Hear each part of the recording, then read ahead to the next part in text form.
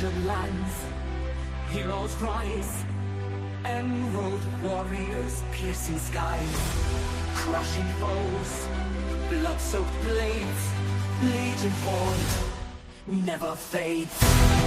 Mystics gather, bonds of steel, vengeful hearts, furies feel, dragons slain, darkness torn, hope in shadows, legends born. Emerald fury, rage and fire, defend the weak, slay the liar. No retreat, relentless force, sage and roars, primal course. Mystic realms, unbreakable chain, undying light, endless reign. Souls ablaze, burning bright, conquer fear, embrace the fight. Mystic realms, unbreakable chain, undying light, endless reign. Souls ablaze, burning bright, conquer fear, embrace the fight.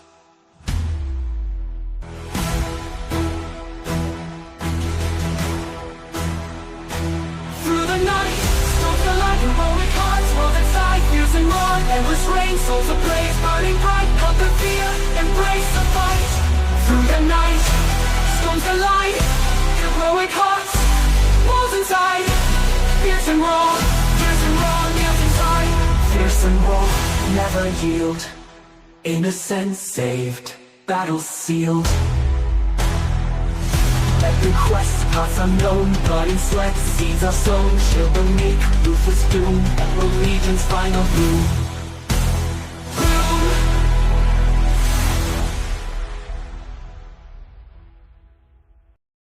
From the heart of the Middlelands, where the Golden Road passes through fertile plains and close to ancient woods, the Mistwood Forest stands nearby, a sprawling, enchanted expanse where time itself bends around the Etherbloom gates.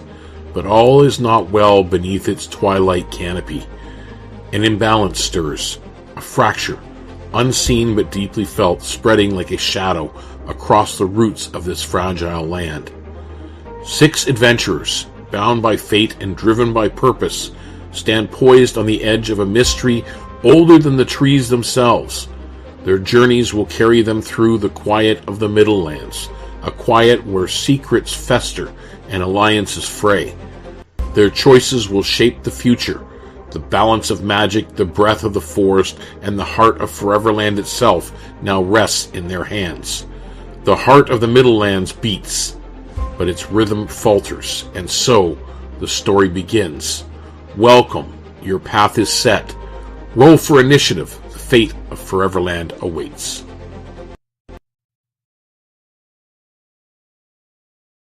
Okay, so again, welcome one and all you role players, gamers, geeks, freaks, and everyone in between. I'm Deacon Blues, the Dungeon Master for Deacon's Table, and welcome to another episode of Emerald Legion Season 4. This is episode 5. We're going to go around and down across the table there at the bottom and introduce everybody and find out who they are playing. And we are going to start with Rin. Hi, I'm Kiri. I'm playing Rin, the Pardew dancer / monk. She's basically a cat girl with an attitude. What can I say? And you can find me on Twitch, Twitter, or not Twitter, Twitch, Facebook, YouTube, all that. Just look for Kiri Morning. Excellent. And let's move along to Serena. Hi, I'm Lorelai, and I'm going to be playing our lovely, silky paladin of Oath of Redemption today. The only human-looking individual in the party. And you can find me on Facebook at Lorelai Redfern and Twitch at Lorelai R. Excellent. And let's bring in Xerxes. are under Oh, hello everyone. My name is Garrett. I'm going to be playing Xerxes. You'll notice my camera's off tonight because I'm dealing with a little bit of sickness, but I don't think anybody wants to see me because I'm very not handsome right now. I will be playing Xerxes, the Bardlock Bug. He's a Zephrith, which essentially is like a praying mantis with wings. Very cool. You can find me on Threads, that D&D guy. One word, that D&D guy. Excellent. And let's bring in Yuki. Hi, Yuki, who is a cleric of the Twilight. She is a bunny person, which I have again blamed the actual racial name. I'm sorry for that. It's a lepus. Lepus. Yeah, I should remember that. I always somehow forget that. I named it that for a reason. I thought it'd be easy.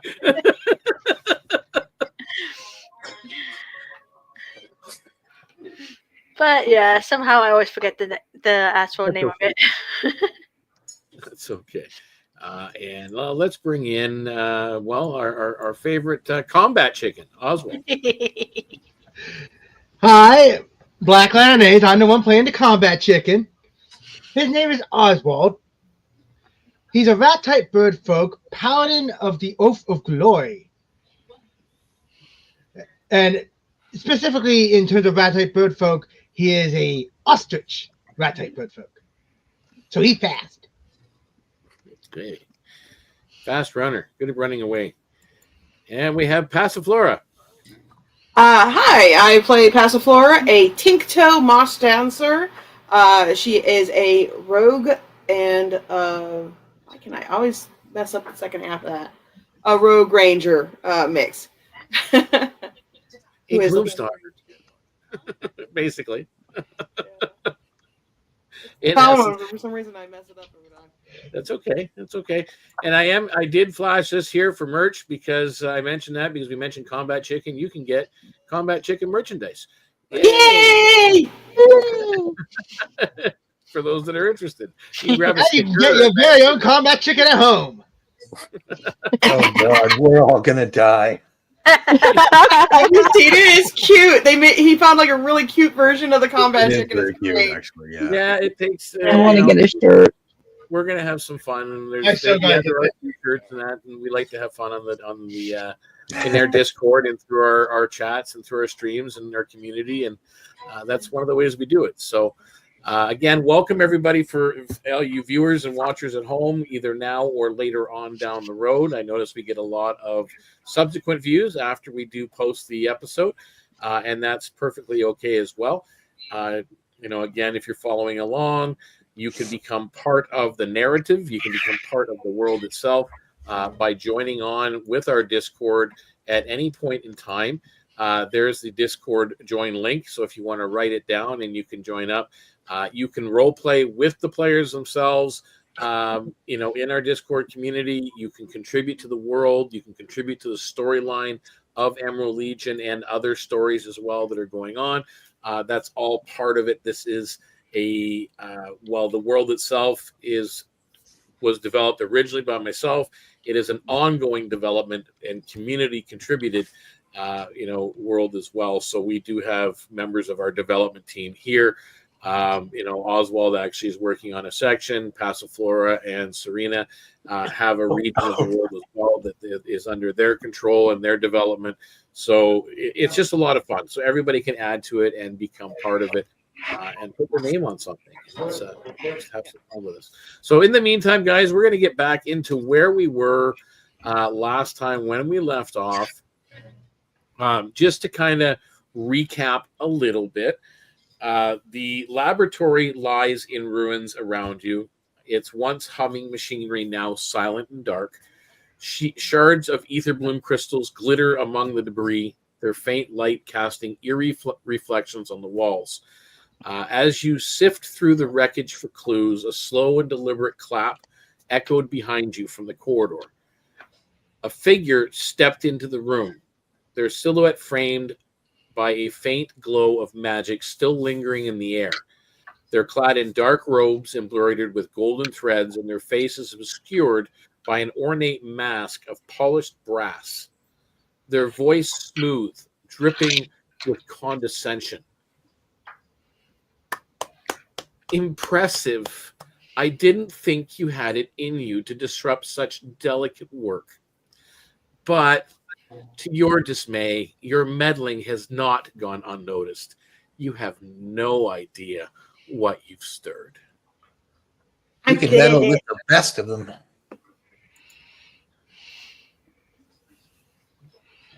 Oswald just stands up and haughtily says, "It doesn't matter what we have disturbed. Our goal is to do what is needed for the Emerald Legion, and our goal is to take out you. Unfortunately."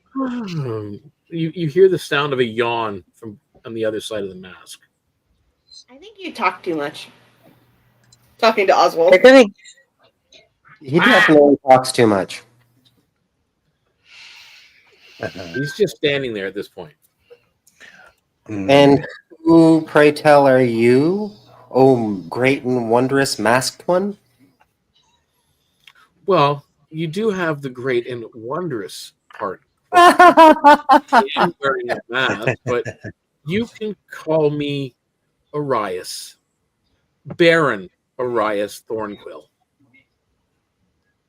Is that supposed to be important? I don't know what that Everybody means. make me a history check, please. Yeah, I was about to just do that. Did you say everybody make one?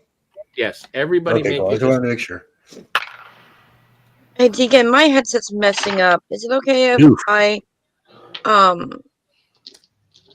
take off my headset and just do it on the computer, or is that gonna be too echoey?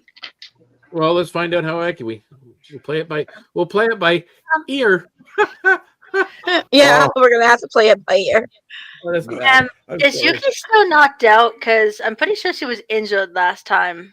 Oh dear. I think someone brought you back with a line on hand. I feel like I might have, or maybe it was Oswald or something like that. Yeah, Okay, someone yeah. did bring you back. I think you're at like one or two. I think that was Oswald. I'm pretty sure. Yeah, it it's gotta be something like that. Oswald. All right, so Rin, what did you roll? 2.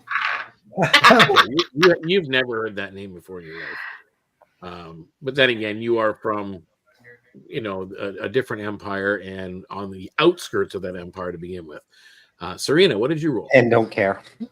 19. A 19. You know the name. You know he is somebody you think from the Middlelands. You're not sure of all the details, just from the Seahorse Isles, from where you're from. You know the name, which is saying something. Xerxes. With my 6, Xerxes will stand forwards and boldly push out his chest and say, "I don't even know what a baron is." That's where past floor was. Are you speaking this in his mind, or are you? No, I'm speaking out loud. He's bold. He's puffing out his chest, and he's very confident in the fact that he doesn't know what a baron is, and he's sure that it's probably like a food of some type, or. And Yuki, how did you do? Well, considering I voted nat 1 and I only have a Oh, plus you're like, I huh, know what? nothing. So Who- Yuki's just kind of who are sitting you there again? playing with her Who's this ears kid? shyly and goes, I'm sorry. Are you someone in person? I'm afraid I haven't heard your name before. Oswald. I voted nat 20 for 24. There you go. Wow. You've never seen him.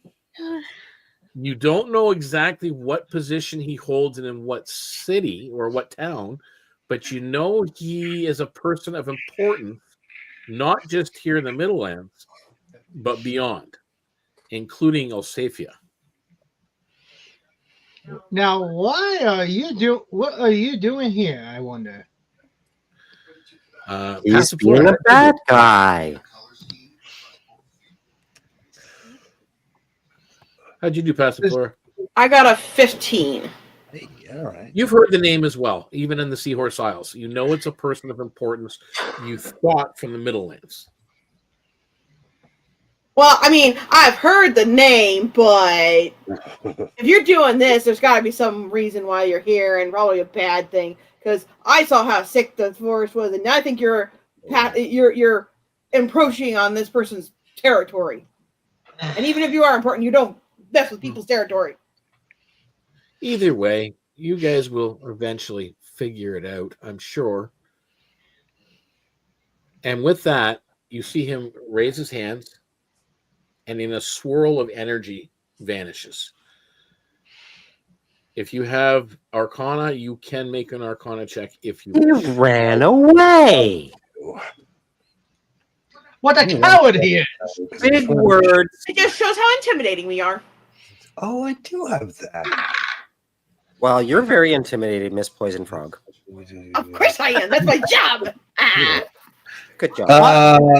Oswald just raises his head and just goes, "Of course, he saw me and immediately had to run to the hill." Yeah, he was looking for KFC. You're done.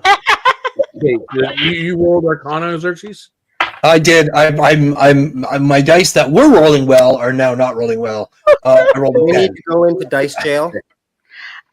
I got worse. I tried to roll a Arcana and I got a 4. So Okay. Anybody else do it? Usually what I'm good at. But... I'm not I didn't proficient. have Arcana. No? Okay.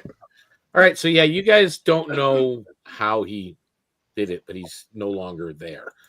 And as the laboratory is now silent, its once pulsing heart of Etherbloom energy has been shattered and spent. The faint glow of dying crystals casts the room in ghostly shades of blue and violet, illuminating the wreckage of shattered conduits. Scattered papers are everywhere, and broken machinery. The air is thick with an acrid tang of burnt magic, and every breath carries a sense of unease. Amid the destruction, the faint sound of dripping water echoes, punctuating the stillness like the ticking of a clock. With Baron Ariah Thornquill's departure, it still lingers in your minds, his parting words veiled in condescension and menace. The knowledge he left behind, however cryptic, feels heavy in your hands. The research notes that you see scattered about might contain some strange details on experiments and other ambitions, but the implications remain fragmented, a puzzle that demands solving. And around you, the forest itself seems to press closer. It's a quiet reminder of the unnatural violation it has suffered. I don't mean to cut in real quick, but because I have the spell invisibility, would it give me kind of an idea of what might? It wasn't invisibility. Okay, then never mind. The only reason It's it no did longer is here. because I'm familiar with that spell, so it might have looked similar, but it's okay. No worries. Okay. I would. Is anybody doing anything? I'm poking around, just being nosy. Okay. And as I do it, I'm dancing from place to place. So you are being nosy. Let me see here. You can roll me an investigation roll, please. Anybody else doing anything? I think Pastor kind of looks at the team and is like, well, I would say this is a good, well done job. What do you guys think?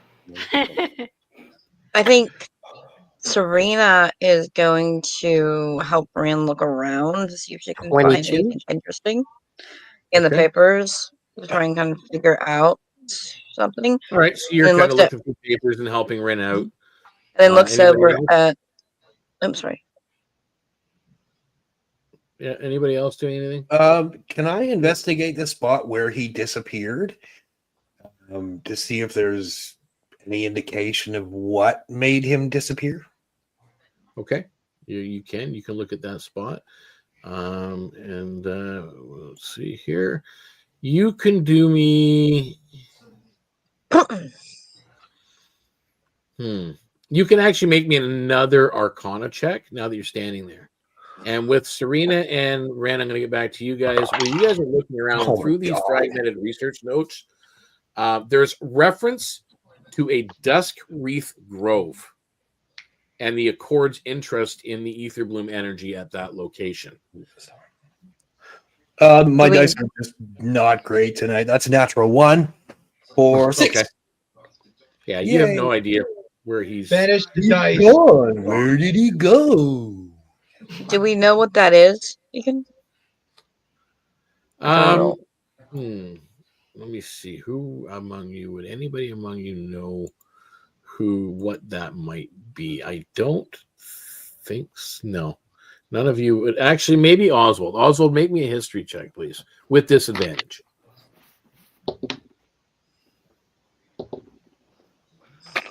Oh, 19 and then a 5. So let's see what my history is. +4, so 9. Yeah, doesn't really seem familiar.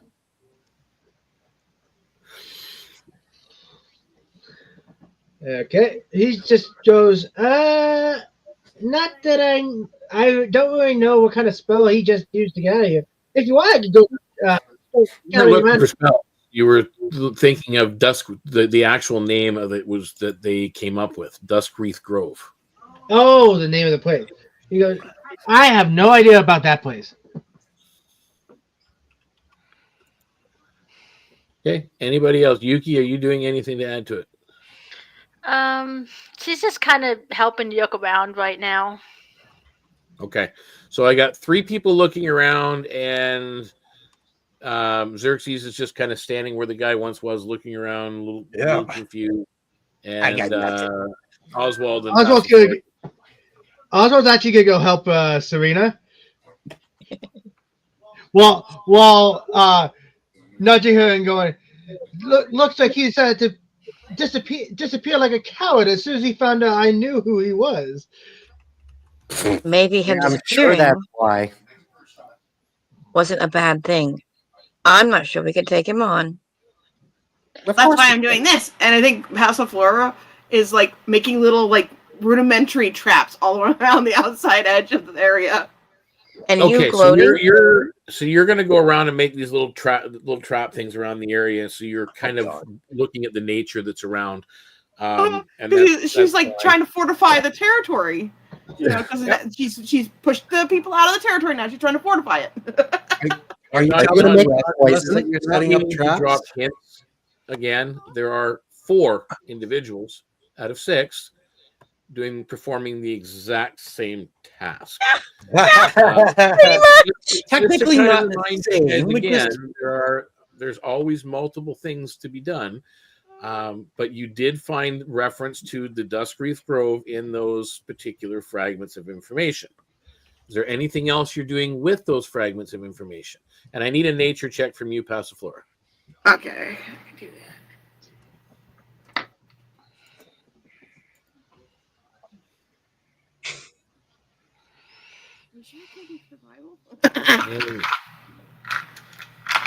I'm better at survival. No, nothing good on the nature. No, I'm better at survival than I am at nature, but I got a good roll. So I got an 18. Okay, 18. You sense the grove's lingering pain as you're doing that. You're getting a feeling from the forest itself. Uncovering signs of its corruption spreading to nearby wildlife that's in the area as well. We gotta fix this. They messed it up. We gotta address its wound. Yeah, you're definitely sensing it. So out of the 4 of you, Rin, Serena, Oswald, and Yuki, who are now helping out with the fragments of notes and papers, is there anything else you're doing? I'm going to go loot the bodies. Okay, so you're going to go loot the individuals. Are there any doors? The 3 of you with the notes. Are there any doors or? There's multiple paths out of this. You said there was machines. Facility. Yeah, it's like a magical machine that's been busted. It's kind of laying in fragments there was now. those robotic guys that we were fighting too, right? Can I inspect that machine? Yes. I don't know exactly what I'm expecting. Like just to see if I find any like labeled parts or like anything. Yeah, I get it. You're just something. What would I roll for that? Sorry.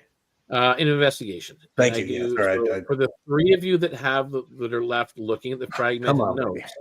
or the three of you, any one of you doing anything else with them? That's better. Yeah, I'm looking at them again, trying to see if there's something we missed, if there's anything else we can get from the notes, if there's a map or Okay, anything. you're trying to. Well, Oswald could just check the perimeter at this point to see if he can see if he can find where the guy went, or try We'll get to that. So, I mean, I need you, Serena, to make me an insight check. Ooh. I rolled a 16 on my investigation, by the way. Excellent. You do actually find something, but ooh, that in a second. So okay, yeah, take your time. I got a nat 20. Okay, with a nat 20, you basically get coming up for the rest of this quest or this session, you get to roll with advantage to try and when you're doing anything to anticipate the Accord's next move. Nice. Sorry, when you're trying to anticipate what's next move? The Accord's next moves. The Accord. That's who the bad guys are? Right. Gilded Sorry, Accord. I apologize. My brain isn't working 100%. That's okay. You're not. You're under the weather. That's to be expected. Yeah, it took me a second to catch up there. Okay, so you've done that. Xerxes, you did find something. Rin, you've actually found something as well. We're going to get back to that. Serena, you've got the information. Passiflora, you've got information on nature. Oswald, you're just kind of going around the perimeter, checking to see where this guy went. He did not leave the building. Oh, God. But he's not here. Interesting. Oh, I know. But I know. But okay, I'm gonna give you guys like just a quick slap reset here. Guy, we're doing great tonight. Take your time and remember when we did, just so everybody watching, we know that I when I'm DMing and I'm doing I plan out I script my sessions as much as I can for myself, and I make notes of important things that are there, and I try to leave clues of what the player can do, such as an insight roll or an arcana check or an investigation and so on, and nature checks and all that kind of stuff. The arcana check was to determine the fact that the Baron used a teleport spell to get out of here. He had already teleportation, and boom, he was gone. I figured he was on the ethereal plane. Yeah, I thought about he does have that spell too, but I kind of went through and went, yeah, no, he'll do this one. Okay, all right. Serve the purpose that he wants to do. So anyway, so we'll do a reset at this point. For Rin, what you found on the bodies and that, you find about 250 gold pieces worth of coin. And Xerxes, you find several small glowing crystals. Xerxes likes crystals. They're glowing, and you can feel there's magic in them. Like you get that Xerxes loves magic crystals. How much you're not sure. What exactly you're not sure, but there's something in these particular crystals. Can I attempt to stealthily put them in my pocket so that the rest of the party doesn't notice? You can do a sleight of hand. Xerxes loves magical crystals. And I will. 11. Worrying about the forest. 11. Okay, Yuki, you can make your perception check. Okay. Passive horror probably wouldn't even be paying attention because she's too worried. Everybody else. Well, that's what I'm hoping. Yeah. So. Everyone else is pretty busy. And Yeah. Just kind of slip these in my pocket. Oh shit! I didn't find nothing. Sorry. So I'm pretty sure I noticed that because I rolled an 18 and I have +4 in perception. So you just notice Xerxes take these couple of crystals that he's holding in his hand or in mandibles, and kind of slip them into his thing. Jesus. Just Well, saying. yeah. I know what you mean, yeah. I don't know whether you stuck him between his.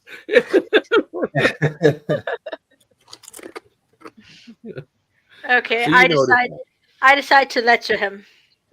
All right. Oh, you're gonna be brave. Go, Yuki. Go, Yuki. I was worried she's gonna be too scared to do While it. we're doing that, you approach Xerxes. Yeah. What do you say to him? Hey, I see what you did. That's not very nice. I don't know what you're talking about. I seen you put the crystals in your thing. That's not very nice. I just like shiny things. That's all. We all like shiny things. Yeah, but these are just rocks. It's okay. Let me see. What's that? Let me see. I'll pull out one of them and say, "This is the only one that I found. It's a nice little shiny little rock, and it's so sparkly and pretty." Did I hit enough to know how many there were? No, you noticed that he put something in his thing, so you're assuming that this might be telling the truth. The shiny little rock. Although, I'm going to call it Steve. make me a deception roll, Xerxes. Yeah, absolutely. You're gonna call it. I'm very good you're at gonna that. call it Steve. And then Yuki, you can make me an insight check because you were the one that watched it. Ooh, ooh, ooh. Dice like me that time. Okay, what'd you roll? I rolled a 22 for deception. How did you I roll? have a 16 and a +6 to my insight. So 16 plus 6. Oh, tie. Beats it. You're not 100% certain, but you think he's fibbing. Okay, so I go, I think you're a fibber. What's a fibber? You. Oh, is that a good thing? No. Oh. It means you're a liar. You While want this my is pretty going on, rock? You can have it if you'd like. And you do notice him holding up like a little glowing crystal that's glowing like a purpley green and green color mix. Empty your whatever you call those pockets, It's a pouches. very personal thing to ask another person. You Yeah, want me to take so my clothes off? Is that what you're asking? empty. I didn't say remove. Oh. You got something to add, Oswald? I was gonna say, can I hear that? You guys are all in the same room. It's like Yeah. a chamber. Okay, Oswald's just going to approach Xerxes, and he's not even going to just ask about this at this point because he's dealt with brigands in the past. He just reaches into Xerxes' pockets Oh, and goes to check and see what he got in there. You do what now? oh, Oh no! Oh, good idea. Oh, I know. Xerxes, you may react the way you would react. I would imagine that I see him reaching for me and I'm going to fly up. Yep. Okay. Hey, you can you have to fly, make- you have Oswald? to make I just want to make deception sure. roll, Oswald. You actually okay? Hold on. Oswald actually, he looks a little upset when he says that. When Xerxes says that, he just goes, "I don't need to fly. I am faster than anything in this on the land." Okay, have fun down there. Get down I- here, bug brain. Down I'm, Can I roll a No. stealth? You're gonna here. what? No. he goes, "I'm gonna go." He actually decided to go ahead and scout ahead. So you're leaving the building. Just gonna scout ahead to the next area we'll be going to. So you're Hey, look leaving what the Oswald's building. doing. Let's follow him. Yeah, he's going outside for a bit. Okay. So Oswald has left the building. What's I go- everybody else doing in the building? I go, Xerxes, I think you hurt Oswald's feelings. That's bad. It's so easy to do that, though. I roll a stealth, and I'm gonna crawl up the wall and like drop some random heavy thing on Xerxes' head. At least that's what I'm trying to do. What is going on? What kind of heavy thing are you doing? Let me go look at some, see what I got in my thing. Like something to do damage, or just something to go Like just bing? tink. Like I'm tinking. Oh, okay. So it doesn't matter really what you do. You go up there and you climb the wall, and you're up there fluttering your wings, Xerxes, and all of a sudden something kind of banks off the back carapace as you kind of look up and you see Passiflora up on the ceiling. All this over a shiny rock. No, because Well, you made him mad. Empty Yeah, your pocket. We won't have to deal with this. I tell you what, I will give you this one shiny rock if I can keep the other two.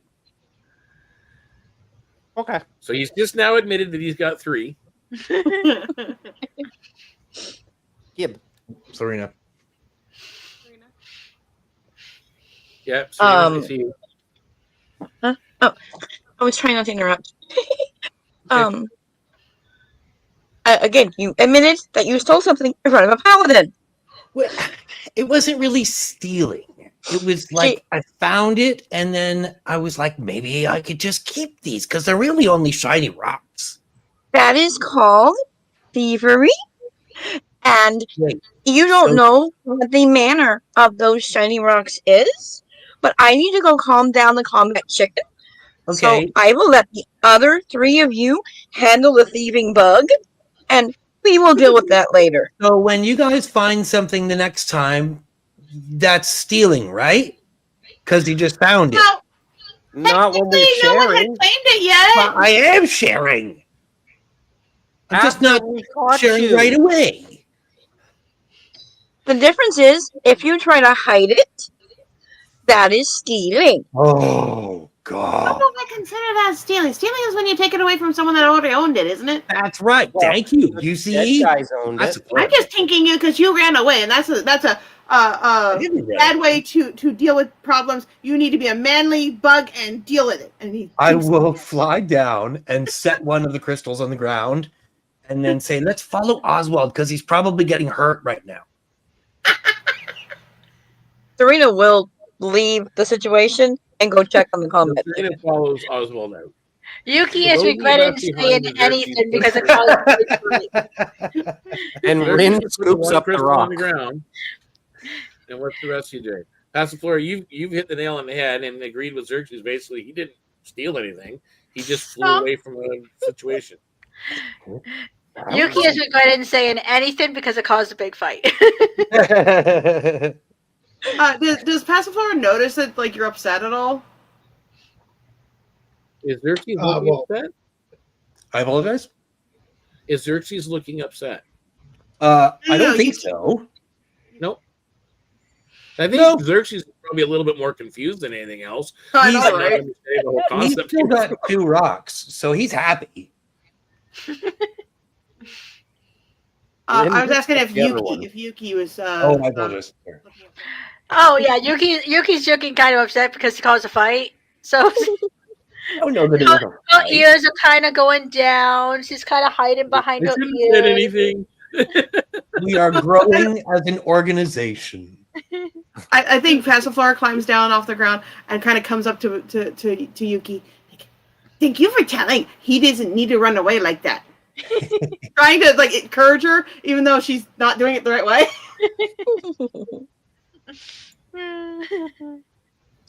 Chaos. Yeah, definitely chaos. I'll start following Oswald after I leave the pretty shiny rock for everybody else. Okay. So you left one behind and just start to walk out. What is I did. so those of you that are left in, what's going on? Are you picking up this remaining rock? As soon as he put it down. Okay. Yeah. Got it. It's a magical crystal of some kind. Cool. And I start playing with it. Walk out You the guys door. now all step outside. The ruins basically fade from your vision as you leave the lab. The last echoes of that room and the faint hum that was there is now gone. A decision looms. Duskreath Grove awaits. Its name heavy with mystery. And it sounds dangerous. Obviously, if the Accord is there, it's definitely dangerous. With fragments of knowledge in hand, and the grove's whispers urging you onward, you prepare to leave this place behind. The forest wounds are fresh. Its silence is solemn, a solemn promise that this is far from over. The path ahead, and you do see another path that continues on forward, is very dark, but you have choices to make. I want a nap. Didn't the lady tell us that wasn't there some we were supposed to like help heal the forest, or was it just that we were supposed to drive it out? Overall, she asked if you could help. Well, you have to drive these guys out, or get to the bottom of this, and then heal the forest. Was what her intentions were towards you guys. She never really told us how to heal it after we drove them out, right? Yeah, you just drove them out of this spot. I know, so they're in other spots of this forest, correct? Yeah, they're at this place that you had mentioned on here, which is, I mean, no one rolled high enough on their knowledge. So basically, yes, we drove it out of this spot, but we have to drive them out of the other spots before it can heal, correct? Right. Okay. When did we become forest rangers? So you guys are you guys on the best places for territory? Are you guys taking a long rest? Yes. I think we should, if everybody agrees, we should probably go back to that safe grove area if we can with the water and rest there. That way nothing attacks us here. Isn't that the place that we almost died? Wasn't it safe? He was nice, but it was pretty dangerous stuff. I don't know that there's going to be too many safe places here, so I think as long as we watch our backs, as long as you don't stray too far, like there's traps here around in these forests. But as long as you don't stray from where you are now, you should be safe for a night's rest for sure. And I really need We'll just take guard. I'm good at guarding. We had to do that all the time in the forest. Okay. You guys set up basically your camp and your watches for the night. The two people that have the crystals, Rin and Xerxes. Yeah. What are you doing with the crystals? Playing with it. I mean, I'll do some magical stuff with it and try to see if I can't figure out what it is. And you can make another Arcana check and hopefully get a better roll this time. Right? Jesus. And Rin, you need to make me a wisdom saving throw, please. Oh dear.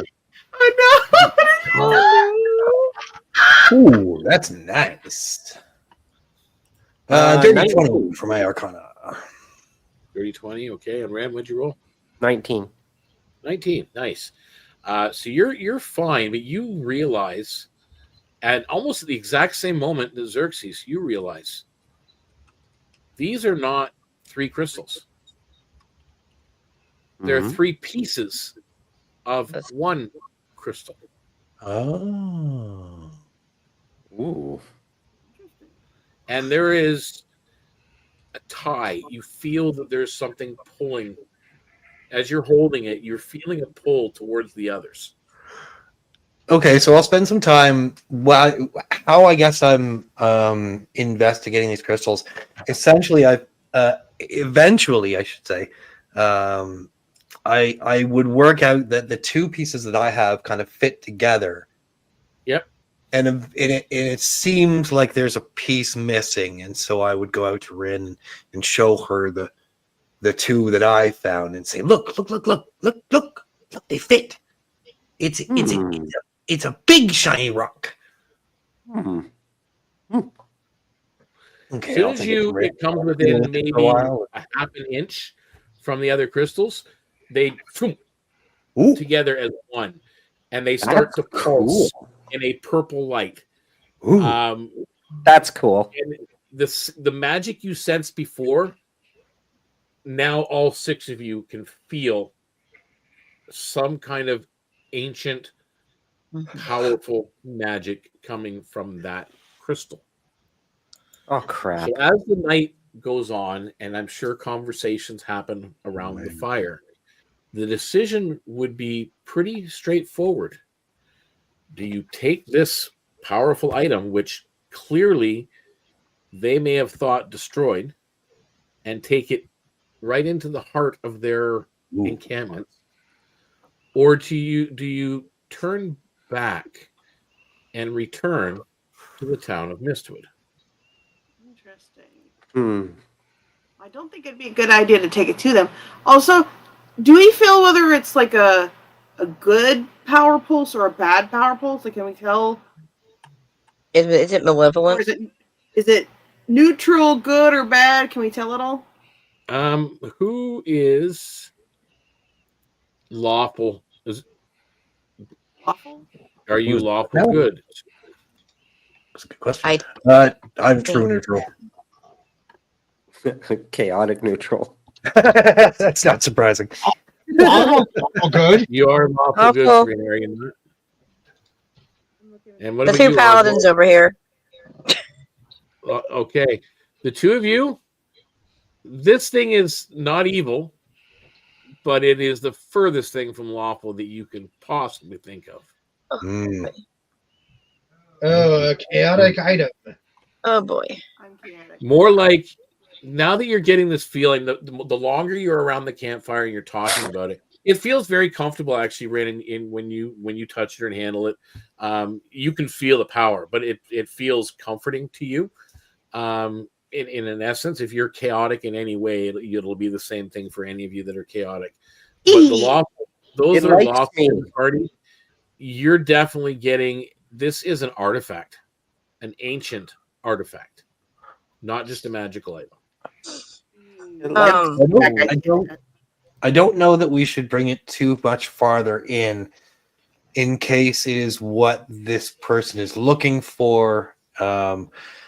I also, however, don't feel like if we bring it back to town, we should say anything about it until we know more about it, because we don't know who is looking for this thing. Well, if we take it to the Legion, they're the ones that sent us to fix everything, right? So they should be safe. But even still, like it's we don't know if there's people in the Emerald Legion who. It's at this point, I genuinely think we should just keep it between ourselves until we know more about it. We can make it a more informed decision on whether it is good or not. And that does make sense in some ways, but where would we put it? Because if we're the only ones that are entrusted to it, well, that's true, and we have to travel back in. Actually, I have an idea. Xerxes, you made a hole.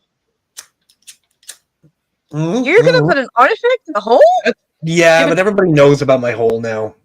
Give it. That's terrible. Give it. We need to give it to someone trustworthy who can keep it safe.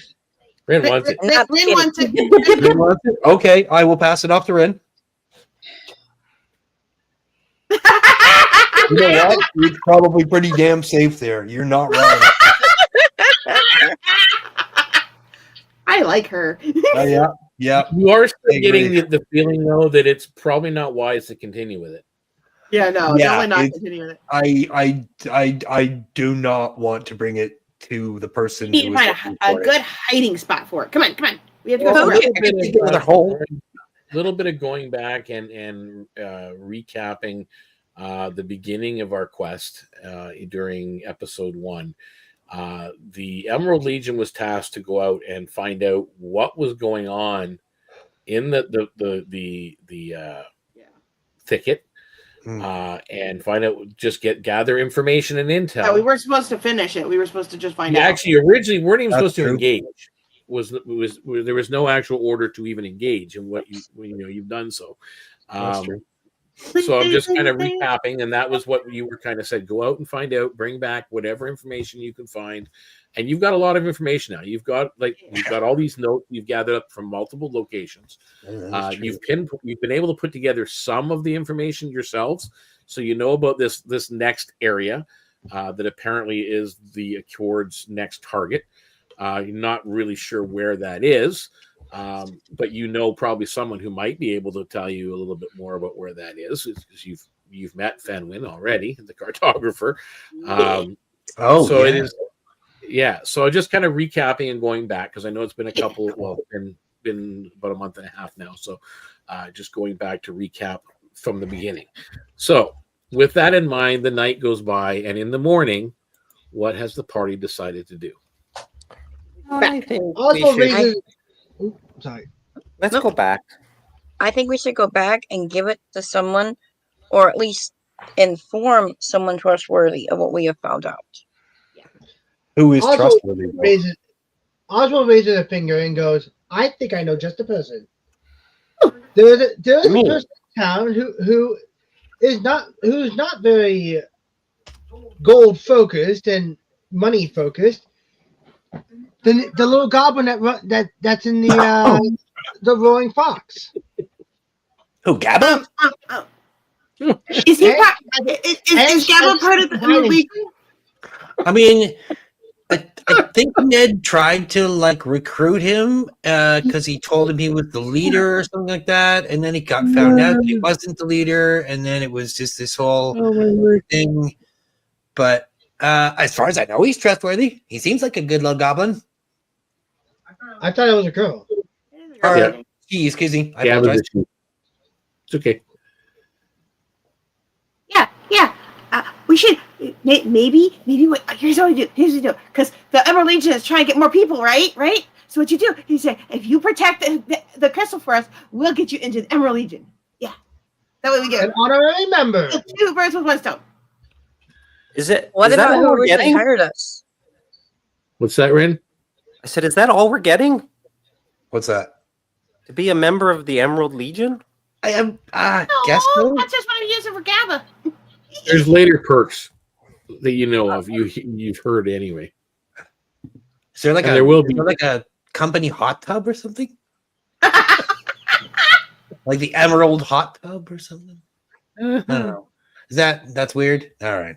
That's So weird. you guys have decided to go back, and you begin your journey back, and the dense canopy of the Mistwood Forest shifts overhead as you leave these ruins behind, stepping onto once again familiar paths that wind their way back through the forest, through the thickets, through the valleys and the rocks.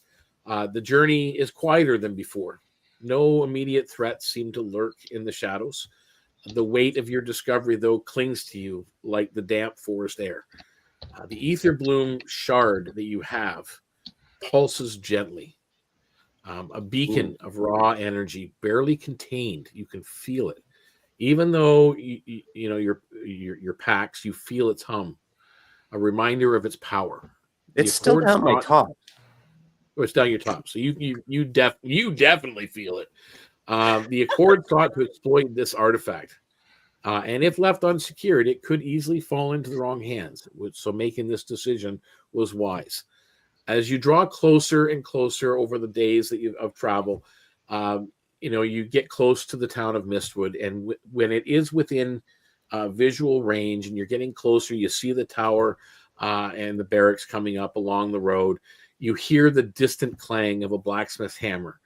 And the murmur of bustling town reaches your ears. A welcome contrast to the eerie silence of the actual forest. The streets are alive with merchants hawking wares and travelers exchanging news over warm meals, yet there is tension beneath the surface. Whispers of strange things going on in the woods, and a growing influence has begun to circulate. Even though few know the details, unease still lingers in the air of some kind of oncoming storm. So you are back in the town of Mistwood. Your primary goal at this point is to, as you said, to ensure that the shard is put in safe hands. Now, you mentioned that you have Gabba that has been brought up. You also know, some of you know, that Father Alden at the Halls of Wisdom is a very trusted figure and has knowledge with magical artifacts. There's Fenwin, the cartographer. Well, not a mage. He has extensive research into the Etherbloom. But then you have the mayor and the Mistwood Council itself. So, I mean, these are different options you have currently. So, what is your decision as you're entering into town? Where are you headed? Oswald is going to say to the party, out of the options that we got, the best one I still think is would be Gabba, because she wouldn't have a stake in having this item. My concern with giving it to Abba is that she isn't really protected. She's sweet and nice, but at the same time, she's isn't effective with the How to she take isn't care of her effective with the territory, right? Huh? She doesn't know how to take care of her territory, right? It's not all about territory, but it's more that I'm worried that she can't take care of it if something happens. I tend to agree with that as well. In the situation that something does happen, we want to leave it with somebody who will either be able to escape quickly or be able to defend themselves. Is there anybody we can trust? I think we should give it to somebody who can figure out what it is and what it can do. But if they figure out what it is and what it does, they might want to stake in it. Well, and that's why we have to find the person that we trust. Therein lies the problem. Well, again, why can't we trust the Legion? Aren't we working for them? It's not that we can't trust Gabba. Everybody could make me. Actually, anybody who's thinking Gabba, make me an insight. I mean, I'm thinking Gabba. I mean, like if your character is seriously considering that Gabba was your first option. Yeah, probably not. Rolled an 18. I got a nat 20, and then I have a +6 to insight. Oh, geez. You're 100% positive, Yuki, as they're kind of. Oswald's like, yeah, maybe Gabba's not such a good idea because would he be able to defend it? Yuki, you're 100% certain there is no way that an item this powerful could be protected in Gabba's hands. I had a thought.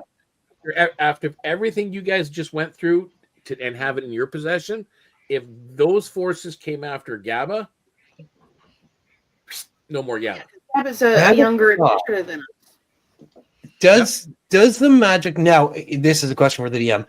If we were to go to the magic shop, would they have a bag of holding for sale? You're not sure. It's not really a magic shop here. Keep in mind, it's an alchemist shop. Okay, true. Yeah. So they may know where to get one.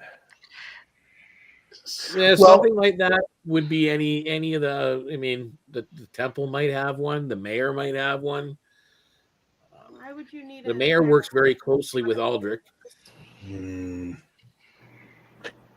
Would we know that Aldrich? Because I don't know if my character knows. Would we know that Aldrich knows the artifacts and stuff? If we were able to get it to Aldrich, he would most 100% know where it was, but Aldrich's not in this one. Aldrich's at the Starfall Spire. The mayor maybe are. The mayor is probably a good spot, but you're not certain. Yes, Yuki. So since I am sure that he couldn't do it, I'm gonna actually say to the group in my very shy way that I don't think that it would be a good idea to give it to Gabba, because if something strong came, they would hurt Gabba. Oh, you're absolutely right. I completely agree. It's we don't want Gabba is, and he is, or she is, I should say. I worry for her safety more than anything. I was only suggesting Gabba because she had a secret hiding spot. Oh no, you're absolutely right. It's Gab. Yeah, I just worry that she wouldn't be able to protect herself if it came to. And also with your roll, Yuki, I will actually give you as well, because you did roll a nat 20. Out of the ones that you guys were considering or talking about, yes, the mayor is an option because that's part of the Mistwood Council.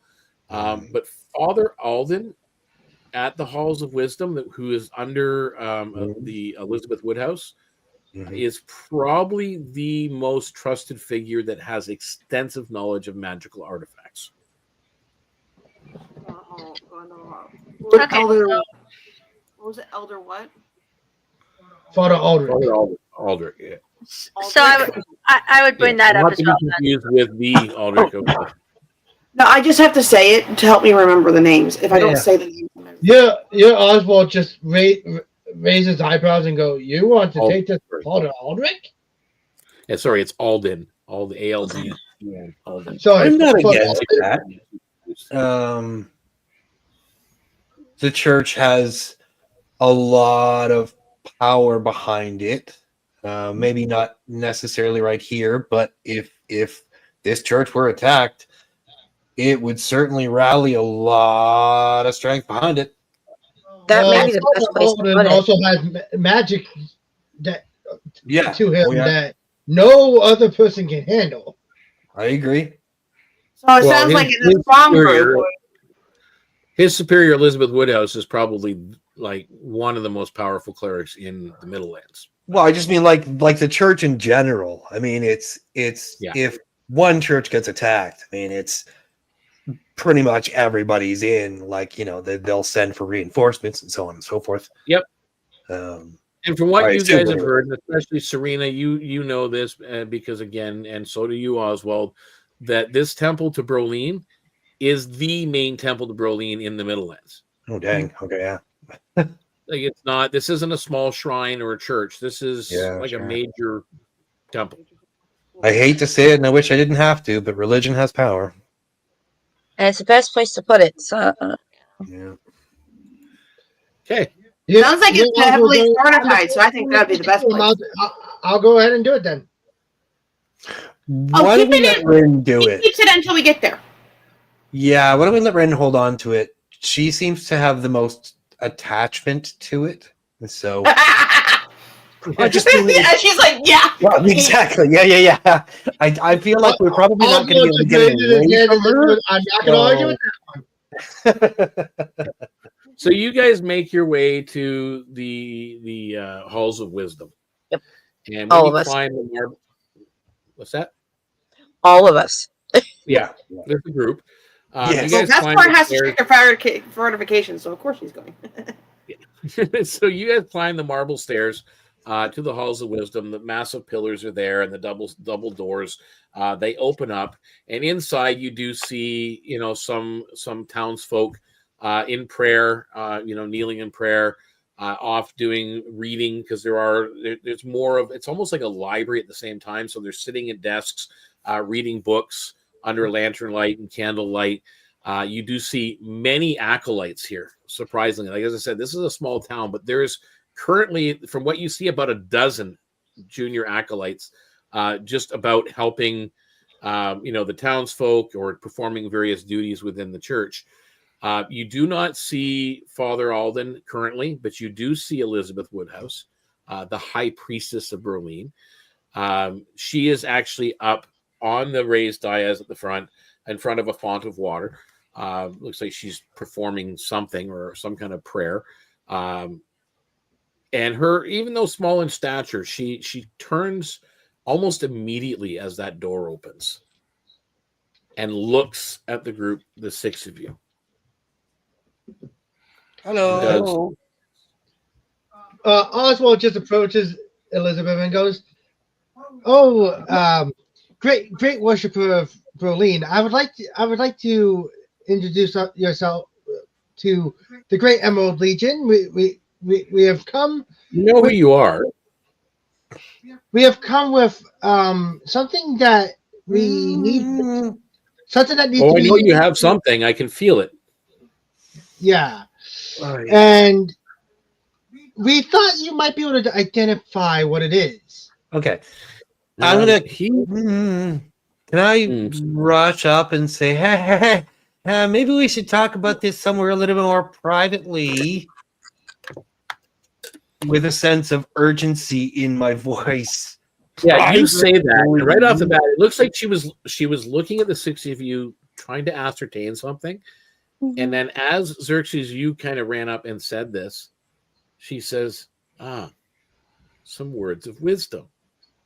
Then she looks at you, Xerxes, and says, "Does he always talk that much?"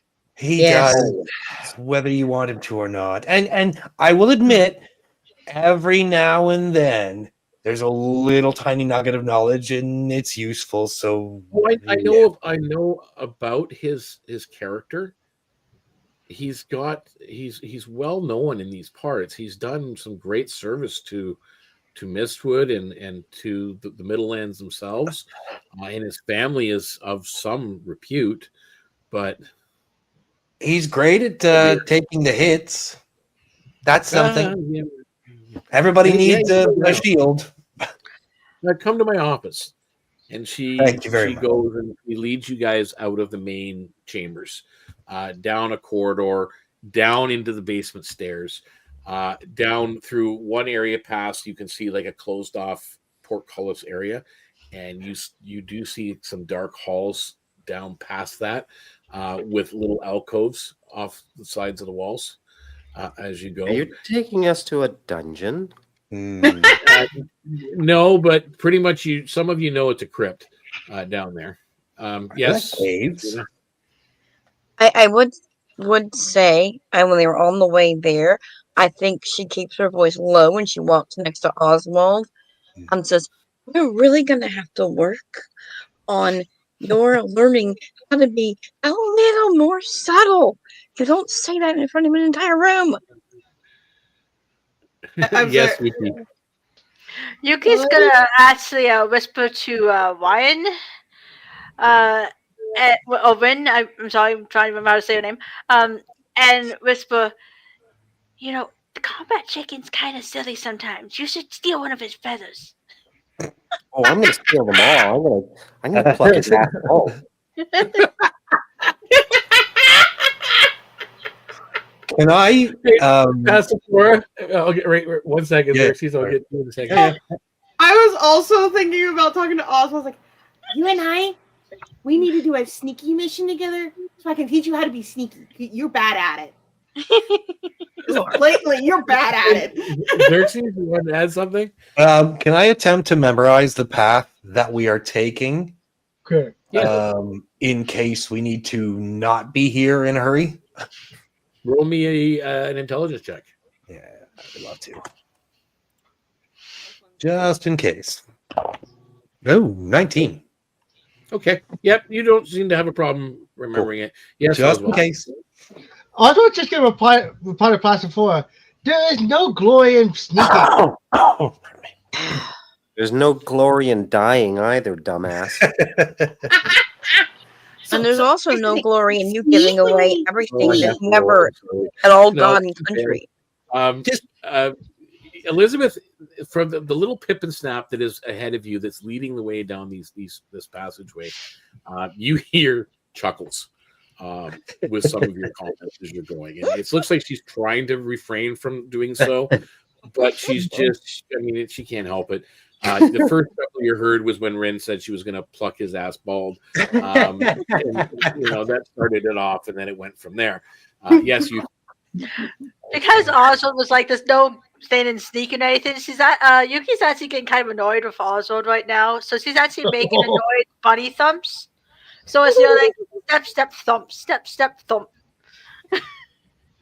Okay, so you guys are going through. She leads you past an area which you can tell that would lead to the crypts underneath the town, but that's not where she's turning into. She's continuing on, and then around a couple of corners, and all of a sudden she opens this really nice oak door, and as she opens it up, you see Father Alden sitting behind a desk, and then you see another desk near the back, which is just covered with books. There's books on the floor. There's books on shelves. There's books on the desks. And Father Alden is just sitting there reading, and he looks up and like wide-eyed all of a sudden, and just not sure what to say. And she's like, they found something. We found a shiny rock. We need you to look Closes at the it. door behind you guys as you come. What did you find? A shiny rock. We need you to look at it. We think it might be an artifact, sir. Yeah. I think it's just a shiny glowing stone. It was pretty. It's either very powerful magic or We it's found an it. We found it in a machine. Well, I found it in a machine, but then we found it in a machine. And it injured the forest. It's bad. Yes. It was being used by a group that is apparently causing mischief around here. I think they're called the Accord. And then some snooty guy disappeared. It wasn't He very ran nice. away. Yeah, he's a baron that's been working with Usafia and the Middlelands. What's a baron? Oh, we're just Hey, like Lord. barraging him with like information. A person of nobility. Yeah. Basically, you've got Father Alden who's trying to take it all in. He's listening. What did you? Elizabeth is kind of sitting there scratching her head at some of this and going, wait, weren't you sent to investigate and report? Yeah, We're reporting that. now? The lady in the forest, and the lady in the forest told us we needed to scare the guys off because it was hurting this forest. So, did you get to the end of Fenwin's map? Oh, we went way past that. And then some. We figured that the map was just like missing, and there was more, and so we just kept going. We are overachievers. That's right. And then we got a second map. She looks at Father Alden, and Father Alden just kind of looks at her and seems to reassure her. Even though he is her subordinate, he seems to calm her a little bit and going, well, it could be a good thing. It doesn't mean it's bad. She says, but they may have, accelerated their plans. Oh, We got this. They both go silent. Oh dear. As they look at it. Pull this up here. So that's good speechless, right? We did a good job, right? We drove him out of the territory. Not 20. So yes, Father Alden reaches out and takes it. And with that, you see him start to cast and mumble. Are you guys doing anything as he does? Can I roll an insight check to see if I get kind of a bad feeling off of that? Yep, you can roll me insight or arcana. Ooh, actually. Yeah, they're both the same. Oh, wow. Dice are fabulous tonight.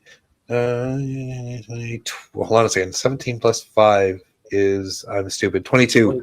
22 insight, since that was what I went for. Yeah. He's not doing anything bad. Okay, I'll let him go. He's well intentioned. And I rolled a 16 Arcana.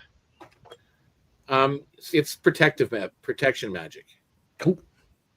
Okay. I'm not doing that. You're So he protecting finishes, and then he looks at you guys and he says, do you know what you brought back? Yes, a shiny rock. It's a shiny rock?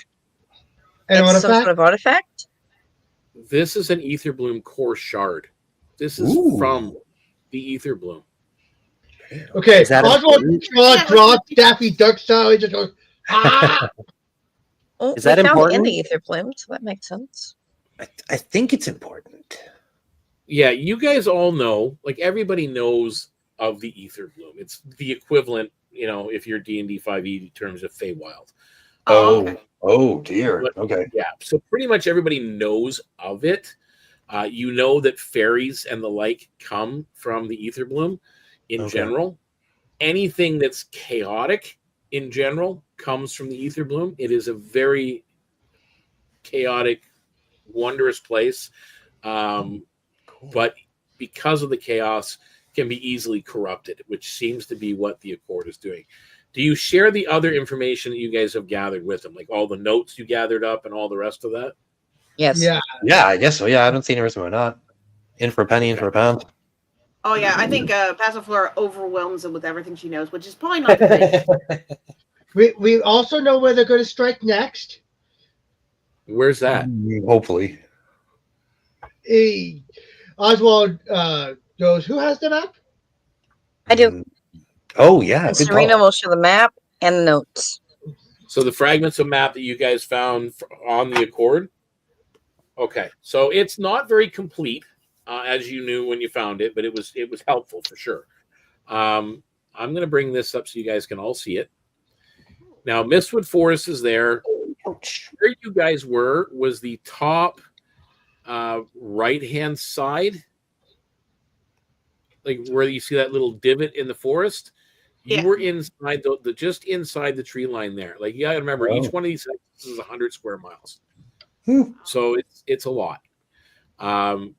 Where you guys are thinking that this place is, this new grove, it's further to the west, so a little bit more in towards the heart of the forest itself. So I will hide that again.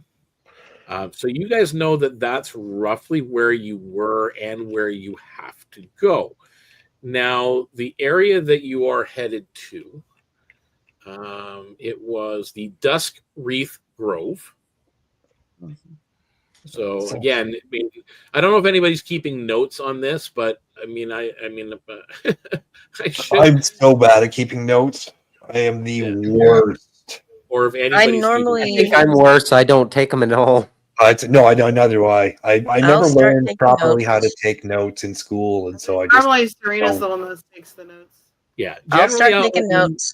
Just as a DM, like to you guys, especially when it comes to names of places, it's sometimes pretty important. Yeah, sure. Give me a second, and I'll make a thing. I had suggested the Discord channel, but we'll talk about that after the session. Yeah. I don't like however you guys do it. That's basically up to you. Yeah.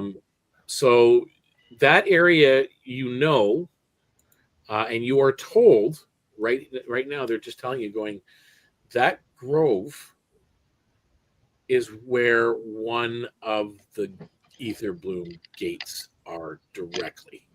Oh dear. Okay. But where we went? Where you're going. Where we're going to, yeah. Oh. So basically, that's the first time now you've basically said your mission is being redirected. Oh dear. Okay, Oswald dropped the jaw. I just said it again. Ah! Okay, what's the name of the grove again? Because I'm going to write it down. Dusk Wreath. So DUSKWREATH, Dusk Wreath Grove. And one of the three Etherbloom gates is there. And if that's where the Accord is, and they have access to a gate directly, they've already begun siphoning. Oh dear, that's bad. Why are they doing that? It's hurting the forest. That's mean. So we just go and kick their ass. I think that's a good idea. Yeah.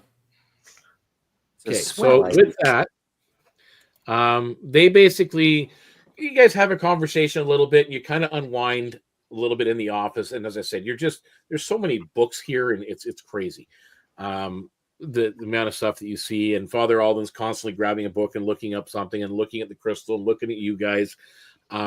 Basically tells you that we're not 100% sure how this shard works, but I know who does, and we will get it to him within a couple of days. We'll have to put together a team that can take it quickly to where it needs to go and not to draw too much attention upon themselves.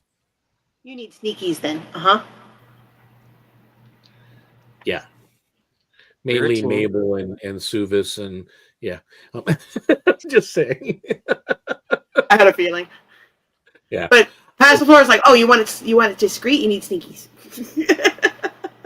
They recommend, both of them recommend that you maybe stock up if you have, if you need healing potions of any kind. They have, let's see, I can see what they got here. Yeah, I think that would be a good idea for They everyone. have two here that they can give you, 2 healing potions. That might be Those good. to like the heavy hitter people, because that way they can stay up longer and be our shields.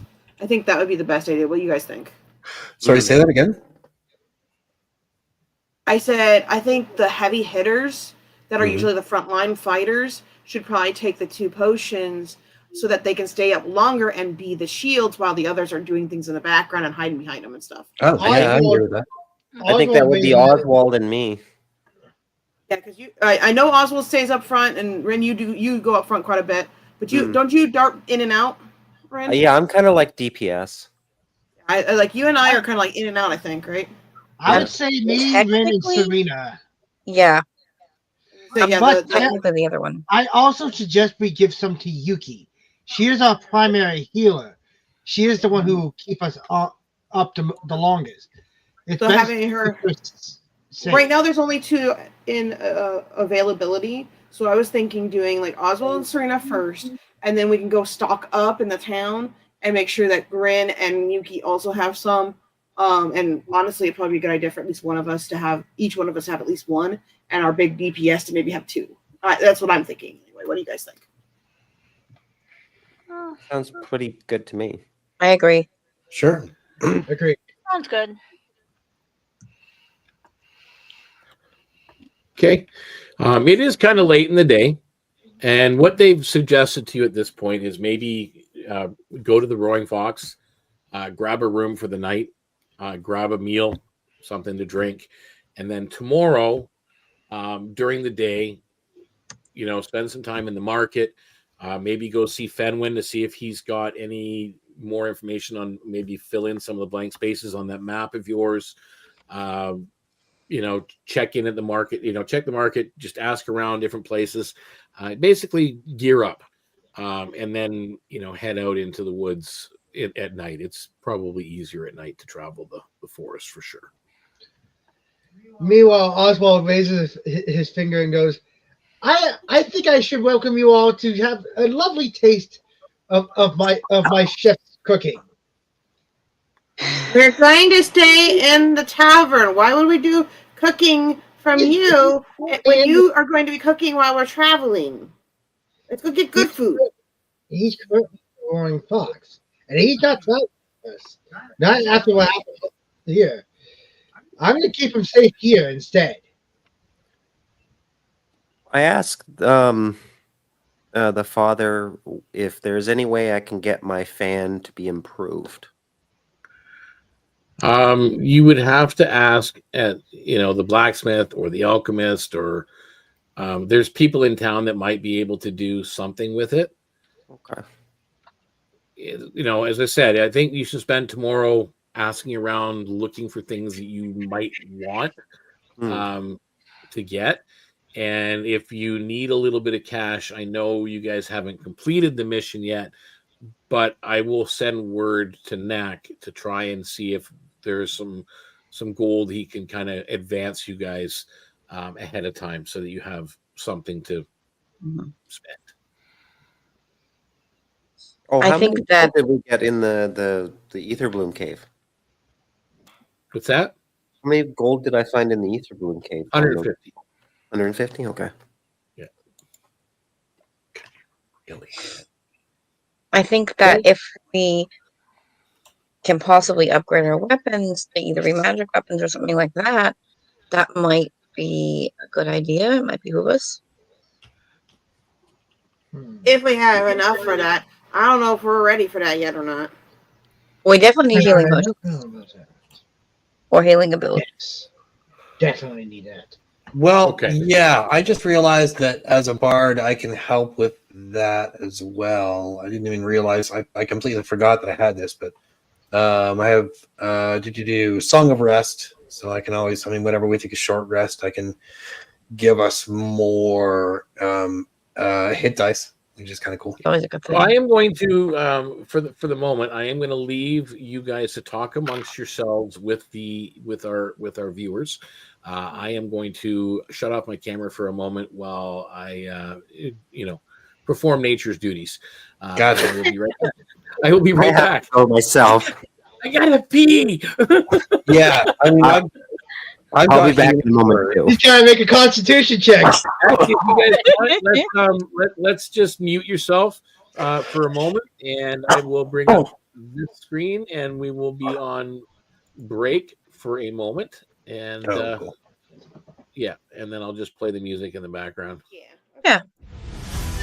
Oh, Shattered lands, Heroes rise, emerald warriors piercing skies, crushing foes, blood-soaked blades, legion formed, never fades. Misfits gather, bonds of steel, vengeful hearts, furies feel, dragons slain, darkness torn, hoping shadows, legends born. Emerald fury, rage and fire, defend the weak, slay the liar. No retreat, relentless force, legion roars, primal course. Mystic realms, unbreakable chain, undying light, endless reign. Souls ablaze, burning bright, conquer fear, embrace the fight. Mystic realms, unbreakable chain, undying light, endless reign.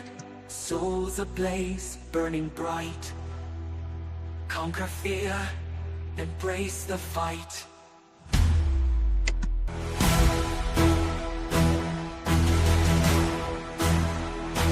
Through the night, storms the light, heroic hearts, world inside, fierce and raw, endless rain, souls ablaze, burning bright, conquer fear, embrace the fight.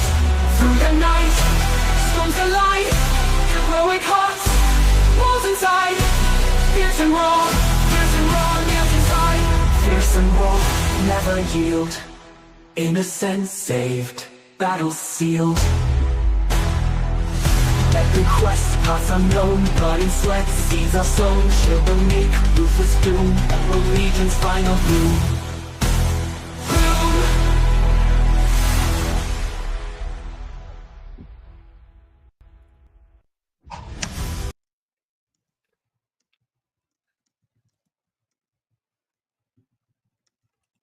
Okay. I think I'm here. Some of us are here. Some of us are back. I got to work on a be right back screen that we can use when we're. Yeah, we should like. It's okay. We'll talk about it later. Yeah, we'll talk about all the details afterwards. Just wait. We are professional. Yeah. So well, while we've got the break, I will show some banners here. First of all, guys, be sure to like, subscribe, and follow. Hit the little bell icon, and it will notify you when we are streaming. We do Emerald Legion every Thursday, or usually every Thursday at 7 p.m. Eastern Standard Time, unless something comes up, someone gets sick, or so on. So again, like, subscribe, and follow, and the little bell icon will get you notified. If you want to become part of the adventure, there's our Discord invite link. You can join our Discord community, which has 24/7 live roleplay that's available. You can solo roleplay, you can collaborative storytell with your friends, or you can be under one of our DMs. To do various things throughout the course of the week. I do weekly one-shots as well, where, different people from the Discord can join in and become part of it. They can interact with the players and with the storyline and everything else, because this is an ongoing, under development, community developed world, all original settings. So that's what it's all about. So join the Discord and, again, be part of the adventure itself. The other thing I'll mention as well, we have cool merch. I mentioned Combat Chicken. We have a Combat Chicken. There's a mug and a T-shirt and a mouse pad and all kinds of fun stuff, and some other stuff as well. We have Roaring Fox T-shirts, which is the Roaring Fox Inn, which is where they'll be spending the night. That's available there. So if you follow that URL, you can go there. And as well, there is our Patreon, where you can get copies of your own copies of our original material from Foreverland, Oyala Andor, all the different ancestries. There's 74 original ancestries for Foreverland. So lots of options to choose from. There are multiple character classes. There's multiple regions. It's a plug and play world. So as you have the big map, there's different regions that get plugged into it, and you can go from there. We are now also officially, I've just got the official approval that our Beast Folk original ancestries, all the Beast Folk. So what's playing tonight, the Lepus and the Partis are all in there as well under Beast Folk. That is available on Drive Through RPG. So you can get that on there as pay what you can. Again, is how I started off the publishing on there. So again, that's different ways of supporting this channel and what we do and the role playing and the world building, the development that we're working on. We always appreciate all the love and support that the community gives us. So again, thank you all for doing that, and let's continue on where we left off. As the party has decided to rest for the night at the Roaring Fox Inn. The owner, Helen Klein, of course, is there, the dwarvish folk owner, and one of her wards, which is Lila. Lila is a harefoot that basically has been adopted by Helen, and of course, somewhere around there's usually Gaba as well. Gaba is a goblin, also one of Helen's wards that she has kind of taken under her wing to help look after. So that's where you guys currently are. There is a mix of individuals in the Roaring Fox. There's a group of hunters that just seem to have come in from the Mistwood Forest.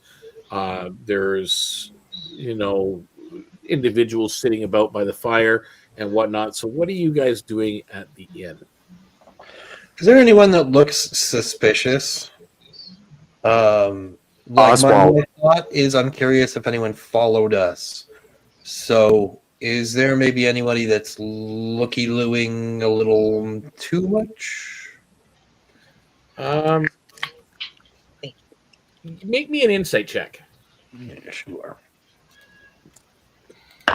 Meanwhile, Oswald's going to actually write down an update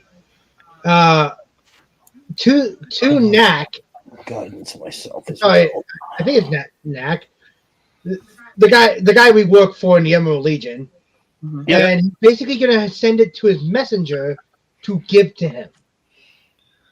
And it's going to be to Knack. I'm going to guidance myself as well, if that's okay. Okay. Because that was a bad roll. He is going to leave out the artifact for now and just basically say, we have given something to Father Alden to investigate on. Okay. So what'd you roll, Xerxes? 16 with guidance. Thank God for that. There's a few people that seem out of place, but none of them seem to be the kind that you would expect to be following you. Okay, I'll just keep an eye on them, just in case. Okay. So, and you are sending, Oswald, you're sending a message. So you're writing down a message. Yes, I'm actually vocalizing it. I'm basically writing it down, give it to them, and going, make sure no one reads this. Okay. But Knack, you're busy for a little bit while you prepare the message and your messenger. Anybody else do anything at the end? Is there a bard playing? Yeah. I go up to the floor near the bard and I start dancing. Okay. Make me a performance roll, please. Nat 20. Nice. Okay. Okay. And the bard rolled an 18. So with the two of you together, you make the equivalent of about 50 gold pieces to you, basically for yourself. While you're doing that, you're spending some time up there dancing and performing. So Yuki, Passiflora, Serena, are you guys doing anything at the end? Yeah, I think when we get there, I think the first thing she does is goes and gets a pot of tea and 6 cups. And then comes back and basically gives everybody drinks, but it's tea because she doesn't drink alcohol. You order tea from either Gaba or Lila, one of the two. Yeah, okay. so yeah, a teapot is brought out with 6 cups, so you guys can all have tea. Passiflora, you are muted in case you're wondering. So if you have anything you would like to add. I think she'd be kind of curious about this Gaba, because I don't think she's really gotten a chance to talk to Gaba much. And just kind of get to know, because everybody was like so highly talking about Gaba. I think she wants to. Well, let me see something here.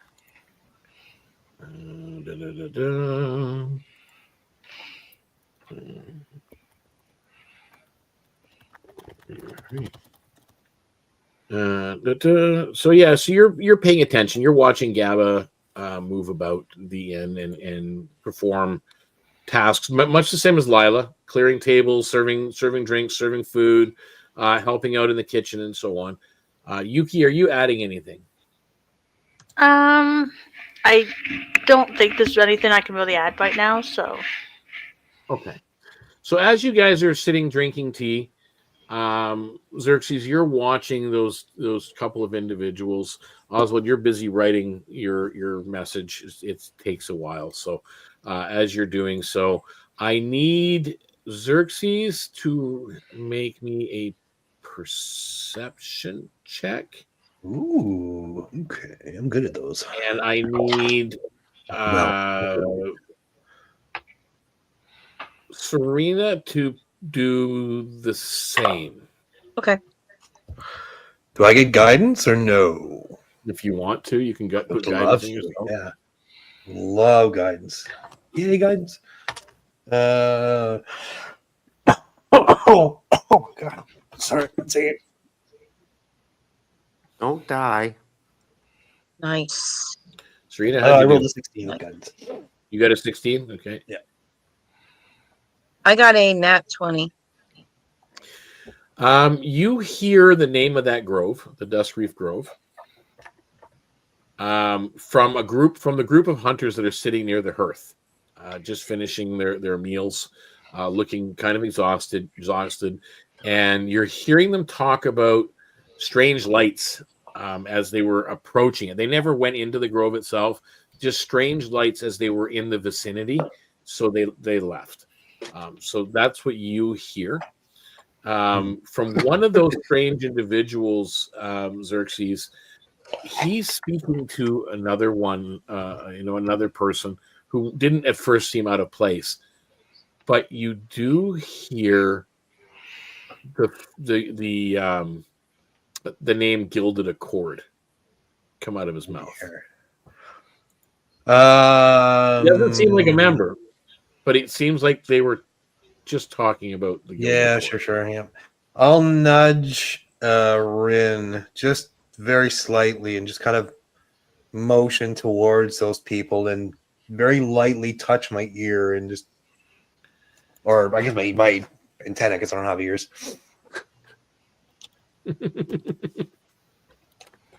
I'll just kind of motion over and just watch those guys. So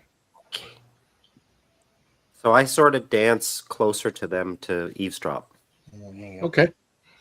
So it doesn't take long. By the time, Oswald, you're finished this message and you've passed it on, you guys all know the information that Serena has heard and Xerxes has heard, that one individual was just speaking to another individual, and all you know for certain was the name Gilded Accord came out of his lips. Yeah. That's and enough to keep an eye on.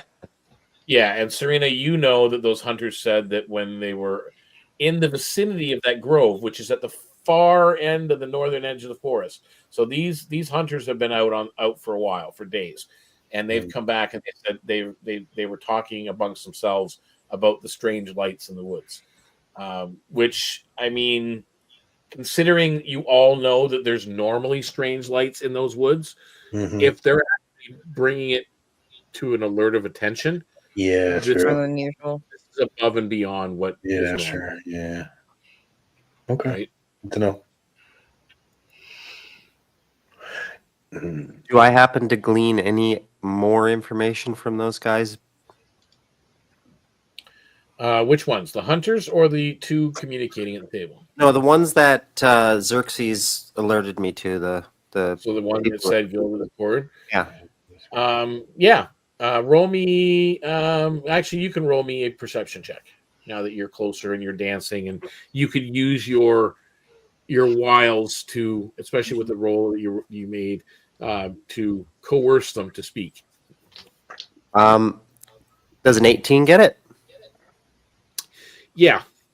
They're having a conversation, and they're really paying you no mind because it's the equivalent of the thing of a modern day stripper sitting on someone's lap type of deal. Is you're dancing and performing and listening, and they're mesmerized by your presence, Nice. but at the same time they're still having their conversation.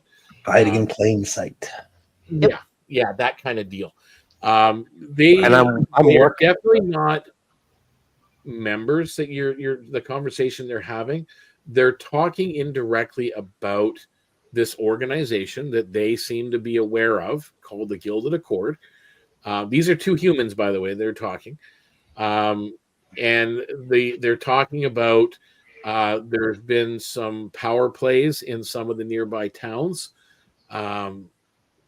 politically that and economically, that some of the merchants have been influenced by Gilded Accord members, that some of the political figures have been influenced by Gilded Accord members. There was apparently an assassination not long ago in Scarlet Haven that has been attributed to the Gilded Accord. No proof of it, but they're just having like this conversation.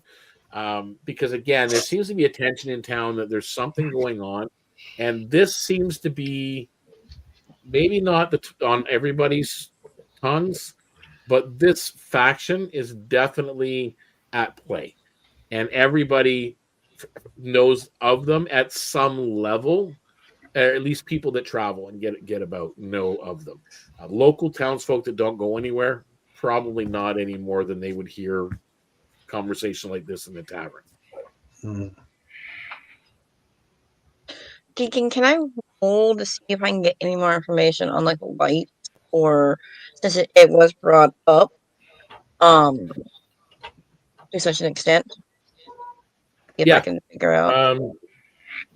They're not really hiding their conversation. So now that you're more attentive to it, maybe even sliding your chair over a little bit type of deal, you hear the fact, and again, the colors at this point is what grabs your attention. It was purple and green glowing lights. And it seemed almost like rope lighting is what they're describing on like in certain areas, like maybe a conduit that you remember seeing where you were, magical conduits or tubing. So yeah, it's piecing together. You're starting to sound similar to where you just were. Mm-hmm. And with that, the night kind of passes by, and you guys get your fill of a meal, whatever's brought out to you. Your message is sent off, Oswald, and you guys, the night goes by. You spend the night in the inn, and the next morning, you're up and about. You get your tea or coffee and your breakfast, and the town is yours. Where are you headed, and what are you doing? Blacksmith. Were we able to get the advance? Possibly. Yeah, now that you mentioned it, you're down there below, and you're kind of looking around, and you're talking amongst yourselves. Helen comes up and drops a sack on the table, and you hear a bunch of clanging of coin. This was brought in for you guys early this morning. By who? That doesn't matter. This was brought in for you. Yay! What is it? It's 800 gold pieces. Oh, How many? 800. So not a whole heck of a lot when you think about it, but it's more than nothing. So things that you're looking for, you need to tell me where you're going and what it is that you are after. I'm going to talk to the blacksmith first to see if he can improve my fan blade. I think that it will start there, I guess. Okay. I'd like to head off to the alchemist. I know you said that they don't have a bag of holding, or they may not have a bag of holding, but I would like to begin a search for a bag of holding, specifically a bag of holding, or order one in, or find out how much it costs to order one in, or find out where I would go to get one, or something like that. You know, Amazon. yeah.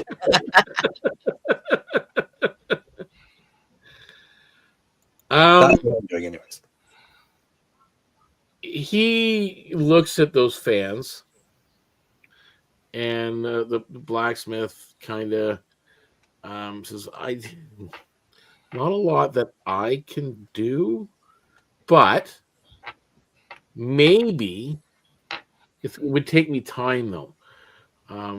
I could put thin pieces of metal in there to make it sharper. Maybe edge the feathers on the fan a little bit more than what they are, but that would take me. What about these? And I show him the metal feathers from the bird. I could use those, but it would still take me about a week to work on it. So if you're in a hurry, I really can't help you. But if you leave them with me, Start it on, no. I don't think we're going to be here that long. Well, if you come back, yeah, we'll be coming back. Here. Yeah, but I kind of need them. Something magical you're looking for? That would be helpful. You can ask with Avis at the alchemist shop. Okay. He's not a mage, but he knows about the ones that practice magic in town. Okay. Cool. I will get to you in a second, Oswald. I see you. I got to go back to Xerxes here for a second. So I head off to the alchemist. So Xerxes, you went to the alchemist first, and you went in, and it's Ava Sharp. She is. The place is a mess when you get there. It's a disaster.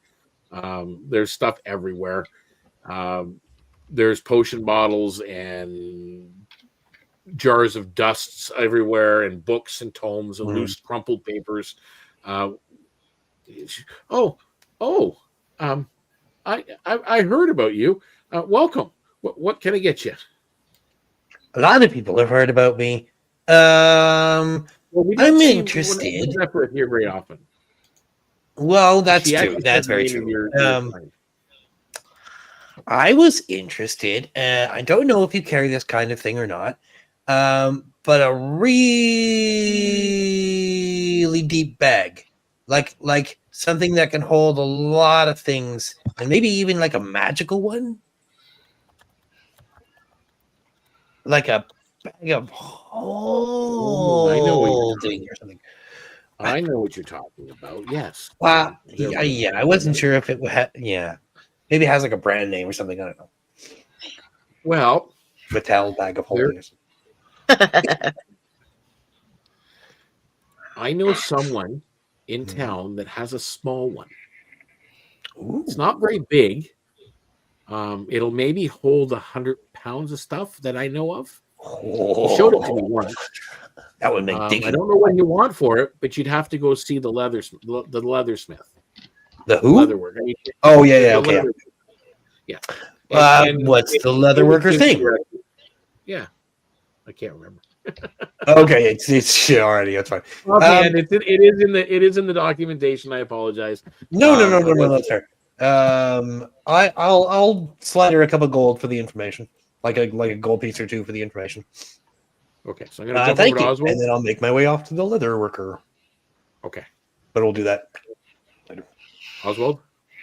Okay, Oswald's going to turn to his three amigos. First, he's going to turn to his chef and go, "All right, I want you to go take 200 of my gold, and I want you to get as much cooking resources we need so that we can feed our party. You," he turns to his messenger, "I want you to go and passes him 200 gold, as many healing potions. I want to at least try to get 6 so that we can have one for each party member." And then he turns to his squire and goes, "And you and me, we're going to go training for a bit." Okay, so you're off to do training. You sent them off to get provisions for your trip, and healing potions out of your personal money, correct? Right. Okay. I have about 400 at the moment. 465 to be precise. So that's what you are doing at this point. So everybody else, I know Ren was gone to she went to the thing, but I'll jump over to Xerxes. If you're still there, Xerxes, well, Ren is away from her desk. We will jump to you. And Ren, you get to the fine leather. It's called Henry Calderon's Fine Leather Works. Henry is a skilled leatherworker who operates the leatherworks in the heart of Mistwood. His workshop is a small niche space filled with the rich scent of tanned hides and the soft glow of candlelight reflecting off carefully crafted goods. Henry specializes in high-quality leather items from sturdy adventurer's gear to elegant accessories for the town's wealthier residents. He is a coastal-born human.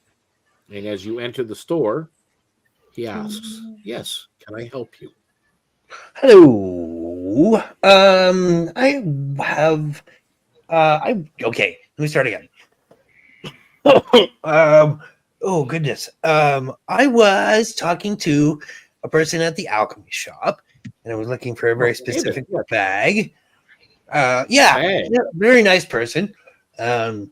I was looking for a specific type of bag, and she suggested that I might be able to talk to. I'm sorry? He goes, "Oh, I have lots of bags." And he starts pulling satchels and bags and pouches off the shelves and putting them on the counter. Well, actually, it is one that you have rather than your store. Avis told you about the bag of holding. Yes, I'm curious if it's for sale. First off, is it for sale?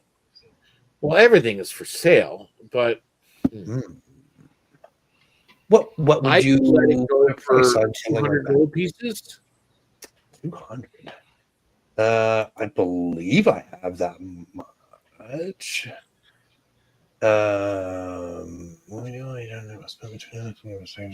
Yeah, I'm fairly certain that I have that much. Because we got 130. Brand, you said we got 133 each. Yeah, from the 800. Okay, cool. So yeah, I should definitely have at least 200. Okay. And from the beginning when we went on the thing, I know I've collected 1,100. Yeah, okay, that's what I thought. So have a lot. I forgot to track my gold because I am terrible at taking notes, as we previously stated. So, well, yeah, I can definitely slide in that much. He goes into a back room and he comes out a moment later with this really, really nice leather satchel. That kind of you can either put over your shoulder like a man bag, kind of over your shoulder and your arm at the same time, right? And rest on your chest. Yeah, I got you.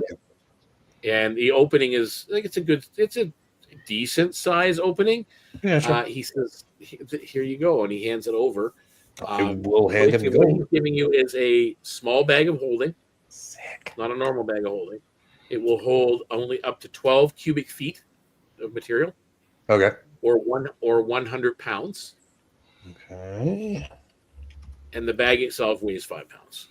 And it's really finely crafted leather. Like the tool work on it is meticulous. That's a heavy bag. Ooh, I like it. I'll get you to write down the details in the Discord later on, but we'll do it up. That's incredible. Thank you very, very much, sir.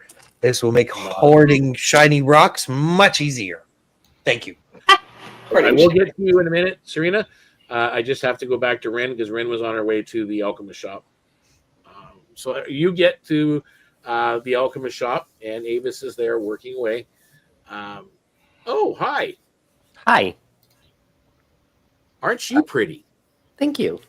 I was told by the blacksmith that you might be able to make these magical. Ooh. Oh. Or know how to. Well, I can't do it directly, but I know of somebody who can do it for you, Mm-hmm. and it won't take you too long. Okay. Just double checking something here.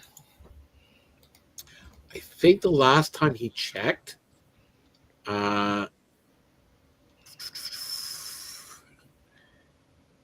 he charges about 200 gold pieces per item.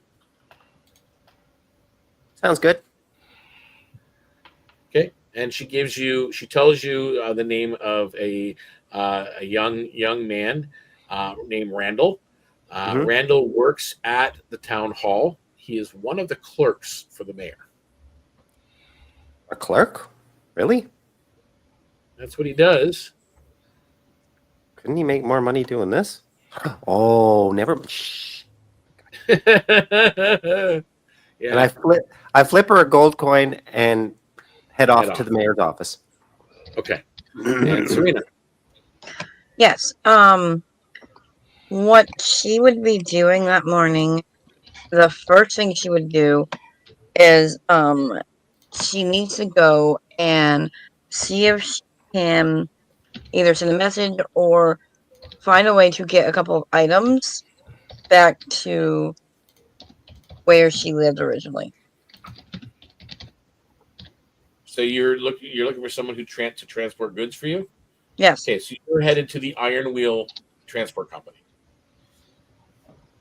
Okay, so it is down. It's not far from the inn. It is a large building that looks almost like a boarding house, and a very large barn and stockyard closed off. And there's animals everywhere. There's carts and wagons. There's people working. Seems to be any of the non-human little folk, elvish folk people that are in town seem to be focused here.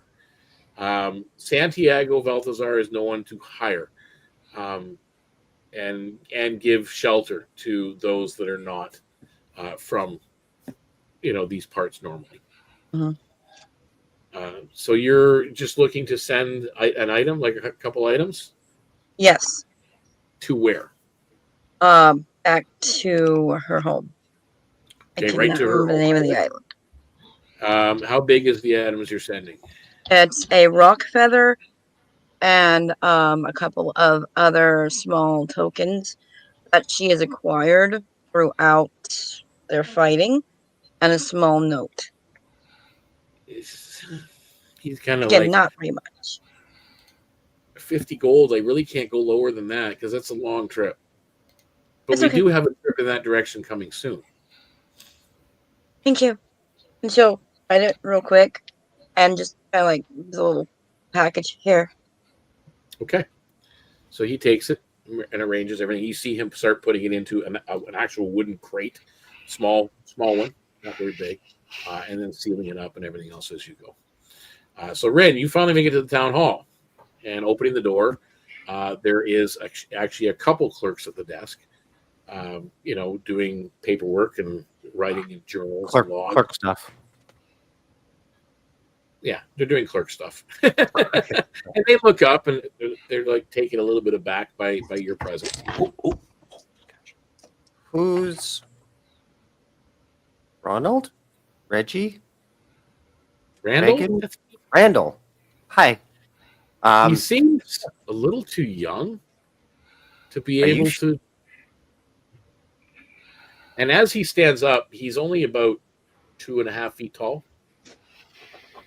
Looks almost childlike. Are you the right one? Depending on what you want. And as he comes around, you see the colorful strands of violet and green and yellow streaks of hair start to pop out as he kind of gets a little bit disheveled.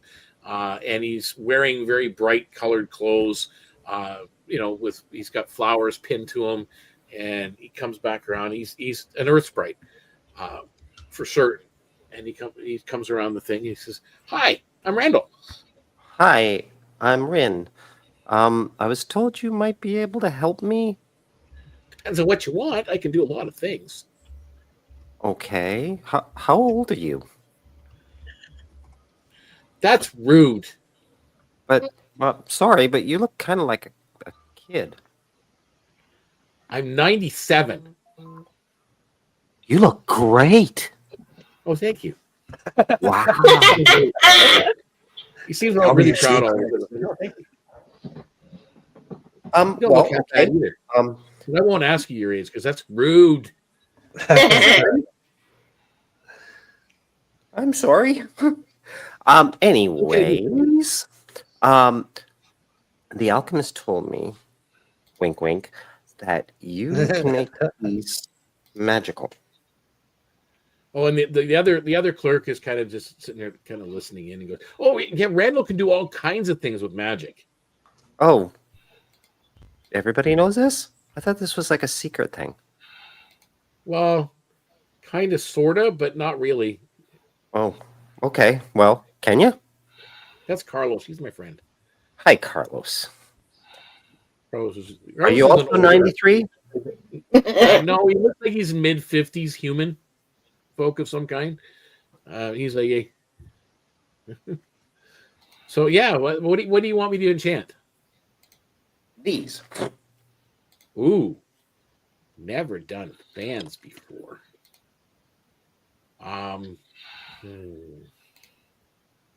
These are my weapons.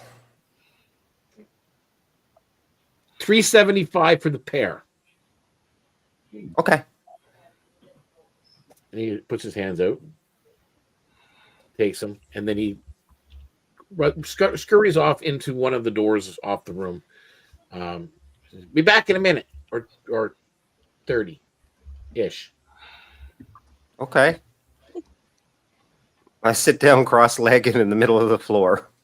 Okay. I love it. Wait, is anybody else doing anything around town? Yes, Serena. What else are you working on? The other thing she's going to do is she's going to go back and get Yuki, and then go and get healing potions, and or other healing herbs or whatever they can use, just in case. Okay. So you're going to go to the market and look around to see if you can. And I'm taking Yuki. Okay. So Oswald and Serena are both getting healing potions. You didn't tell anybody you were sending people to get them. I didn't think about that. Look at me, well covered. You were just So like, how I'm going. Are you looking for 6 as well? Or are you looking for more? Or Yeah, we'll do 6. If we Well- don't have enough healing potions, she also wants to look again for like herbs or things that can be used. Just in case there's not enough healing potions. you do find in the marketplace, there are 4 potions of healing available at 50 gold pieces each. And Okay. there are 2 greater healing potions available at 200 gold pieces each. Okay, so you have 4 healing potions at 50 gold each. Yep. And that's then 2d4 2 plus greater? 2. And they're 2 greater, which is 44 plus 4. We'll take all 6. Okay. So you do find all of those. And 2 greater. You do find a couple of vials of like 2 vials of alchemist fire. If you choose to purchase them, they are at 200 gold pieces each. What do those do again? They're like a grenade, essentially. Pretty much, yeah. Yeah. They're very handy. They blow shit up. You know what? We'll take those 2. Okay. And as you're doing that, all of a sudden, Yuki, you're kind of tagging along and doing your thing, and one of the merchants kind of leans over towards you and taps you on the shoulder. Hi. Where are you from? I'm sorry, you cut out for me for a second. What was that? This merchant leans over and taps you on the shoulder as you're kind of you're with Serena doing business for these potions, and he's another merchant from somewhere. and he taps you on the shoulder and he goes, "Hi, where are you from?" She gets all shy and she kind of stutters out the name of Hotown. I've actually blanked the name of Hotown. I'm sorry about that. No, that's fine. Oh, so you're from the Empire. Oh, wow. Where are you headed? What you doing? He seems genuinely curious, like not being. And you see his wagon and his cart's got all kinds of odds and ends and trinkets and whatnot on it, and he's got the emblem from Gilded Hollow on one of them. Okay, so then she nicely replies, "I'm an adventurer. I go wherever we need to go in order to do our job at the Oh, time." You're pretty brave. Adventuring in these parts, well, it can be dangerous, especially with the forest so close. I got something you might be interested in. And he reaches over to his cart and pulls it out. And all of a sudden he dangles a chain, a nice long chain with a simple little amulet on it that's kind of glowing purple and green. More green than purple, but it's glowing. I can sell you this for 150 gold pieces. Okay, I'm going to, I guess, roll Arcana to try and see if I know what this is. Yep. You're grasping it and looking at it? Well, I wouldn't grab it outright. I would just kind of like inspect it, kind of thing. Am I seeing this, or or is this while I'm doing my You're turn? making the deal, and as you turn around, you see her looking at this amulet this guy is dangling in front of her, and she's kind of examining it. Can I give her assistance if she needs it? Yeah, you can. Okay, so for my roll, I got. Let's see, I'm trying to find what it is. This would be what, insight? Or would it be investigation? Well, no, it's Arcana. You're rolling Arcana. And you can roll with advantage because I'm helping. Okay. Roll with advantage. She's come over and she's looking at it too. So I got 14 plus 2, so that's 16. 16? That's your highest of the two rolls? Yep. Well, with the 16, you can definitely pinpoint what it is. It's a boost. Something that's going to help one of your skills. Nice. He says, like, oh. And he's looking at you strange. It's to help you figure magic out. Ooh.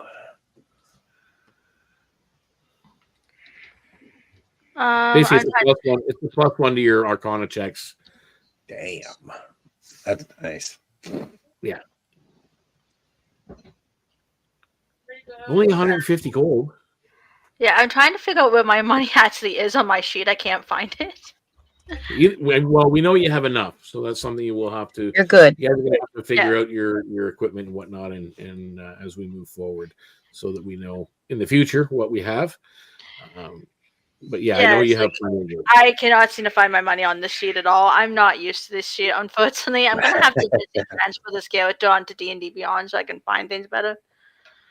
Yep. Right. But yeah, she would definitely want to buy this then if it's gonna boost one of her stats. Seems like something that could be interesting. Okay. So you have the amulet. As I said, it gives you a +1 to your Arcana checks, as long as you're wearing it, or it's in your hand, or you have to be holding it or wearing it. So you guys have done the market. You've done your weapons. Yeah, your fans are brought back out, Rin, as well. They're +1 each. I would like to also. Do they look any different? There's a slight cute, like depending on, well, actually with your abilities, you probably don't see the magical aura, but they definitely feel different. Thank There's you so almost much. like a tingle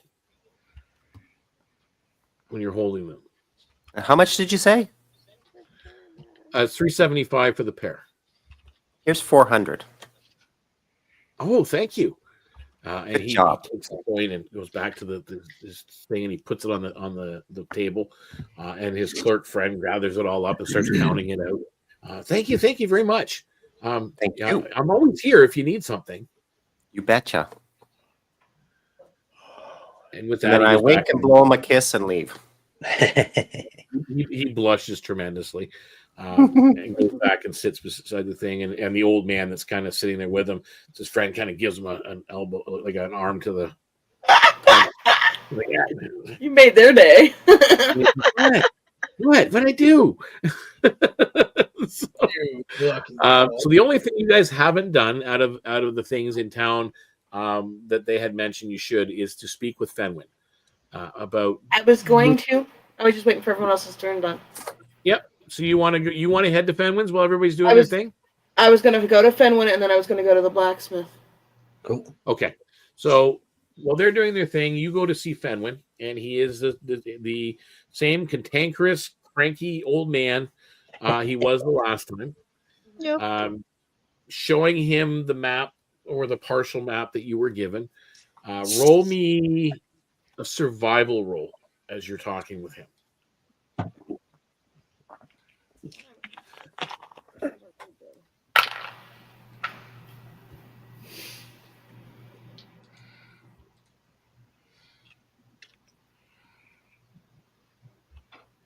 How'd you do? I got a 14. Nice.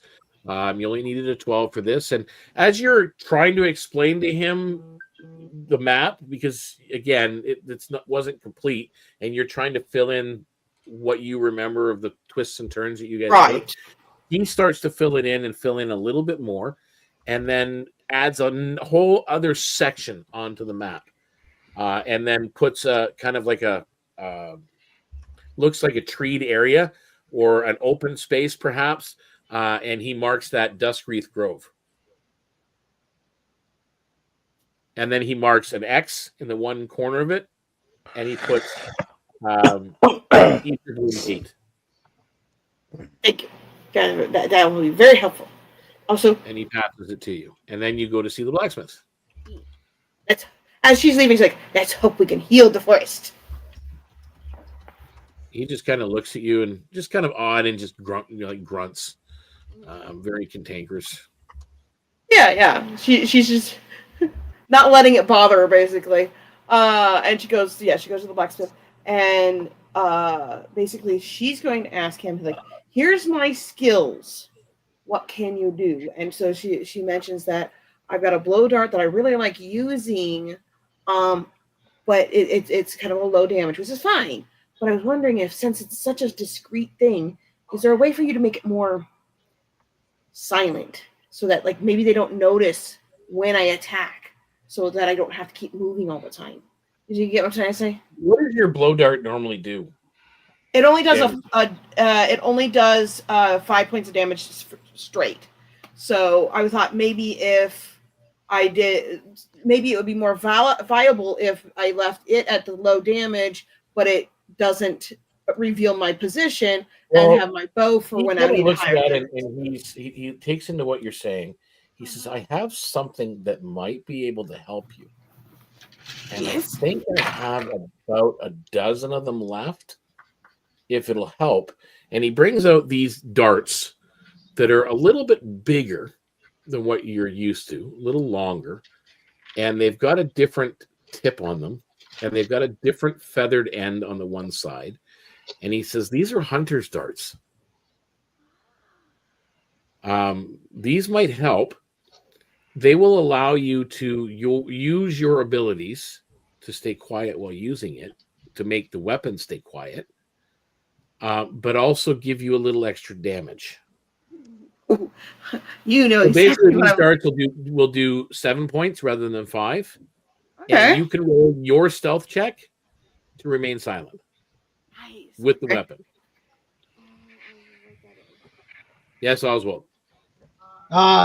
So essentially, I'm going to be taking my squire, and while I did say I was gonna take him to do some training. First, I'm gonna head to the blacksmith, pick up a couple more nets and a couple more bolas. Okay. You get some nets and bolas. And yeah, taking the squire to train. Okay. So you're off training for the day. Yep. All right. So everybody's done their daily actions and what they wanted to do and around town. And with that, as the last light of day fades over the town of Mistwood, you all gather yourselves and take a final moment. The Etherbloom core shard is safe, but the battle's far from over. The grove beckons, and its secrets and dangers waiting beyond the tree line. With your supplies stocked and new knowledge in hand, the time has come to press onward. The Accord will not wait, and neither will destiny. With the Etherbloom core being safe, you set forth once more, this time with your sights set on the grove. The road ahead is not a road at all, but a narrowing forest hunter's path, swallowed by mist and tangled undergrowth. The deeper you travel, the more the landscape shifts. The trees grow taller, their trunks twisted as if shaped by unseen hands. The foliage darkens, and the eerie bioluminescent glow shimmers from patches of Etherbloom flowers sprouting in the cracked, gnarled roots. The air is thick with fog and tension, charged tension of this impending possible storm. There are no clouds that blot the sky, but your steps feel heavier. The very ground beneath your feet pulsing faintly, as if the magic of the forest is alive, watching and waiting. Somewhere ahead, unseen yet undeniable, the grove awaits. And you guys are marching forward. So Oswald's going to turn to his three vassals since we're now. You said we're in the forest. He's going to turn to his three vassals and go, "You three get out of here and go to safety." Okay, so they take off. They head back without question. I mean, they're glad to be just out of there for sure. So who is going to be taking the lead in this particular on the path? The path itself is maybe enough for one. You can maybe squeeze two aside, but in some spots, but mostly it's one. Oswald will take the lead. I'm going to try and take the high road, i.e. the tree branches, and scout ahead. Okay. So you are scouting ahead in the tree branches. Let's see up here. There. And Oswald taking the road. Oswald's on the road. Okay. And who's behind Oswald? Serena will be up with him because at some point she did have the map. So. Okay. Behind Serena? I guess I'll take behind Serena, and then, but if I can move you one spot to the right as well. So you want to be more right here? There. That's exactly right. Thank you, sir. Okay. And Yuki, where are you? I guess I'll be behind Win. In the trees? You're in the Yeah, trees? I'll follow below her. the trees? I'll be like on the... right about there. Okay, so you're in the ground below the trees. She's up in the trees. And what about you, Passiflora? Definitely want to stay in cover, but kind of trying to stay near the group and whatnot until I know. Yeah. Okay.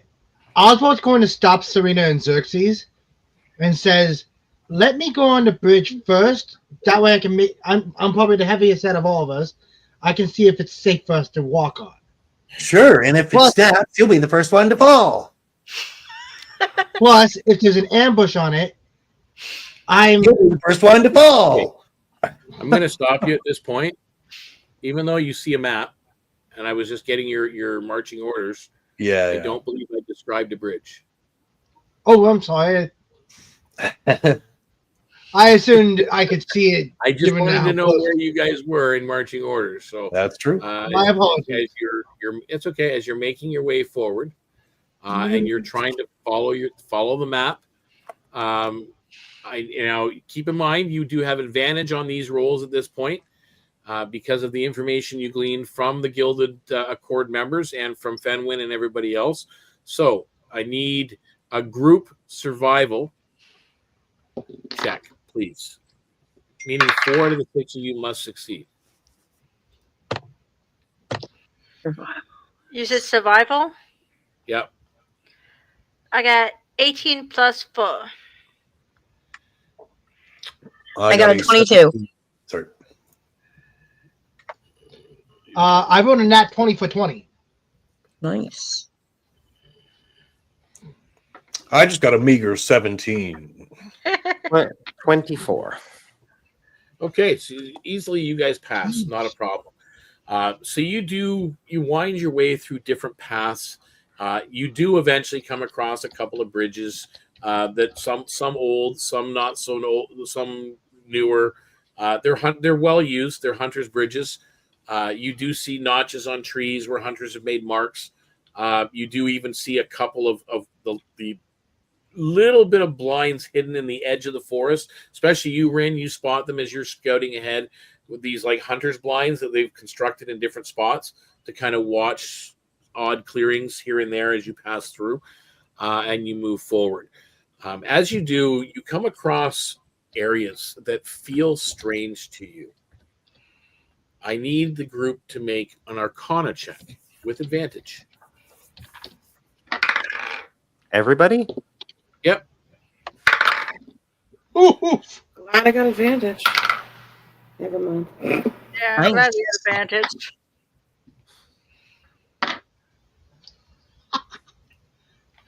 I rolled 2 nat 1s. Oh, at least I feel better. I got a 9.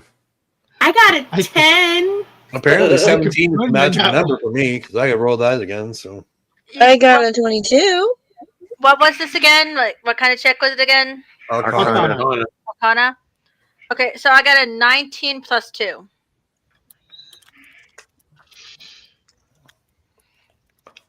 Okay. You guys Those Arcana people are. Actually, I don't have proficiency in Arcana. I don't know why. Neither do I.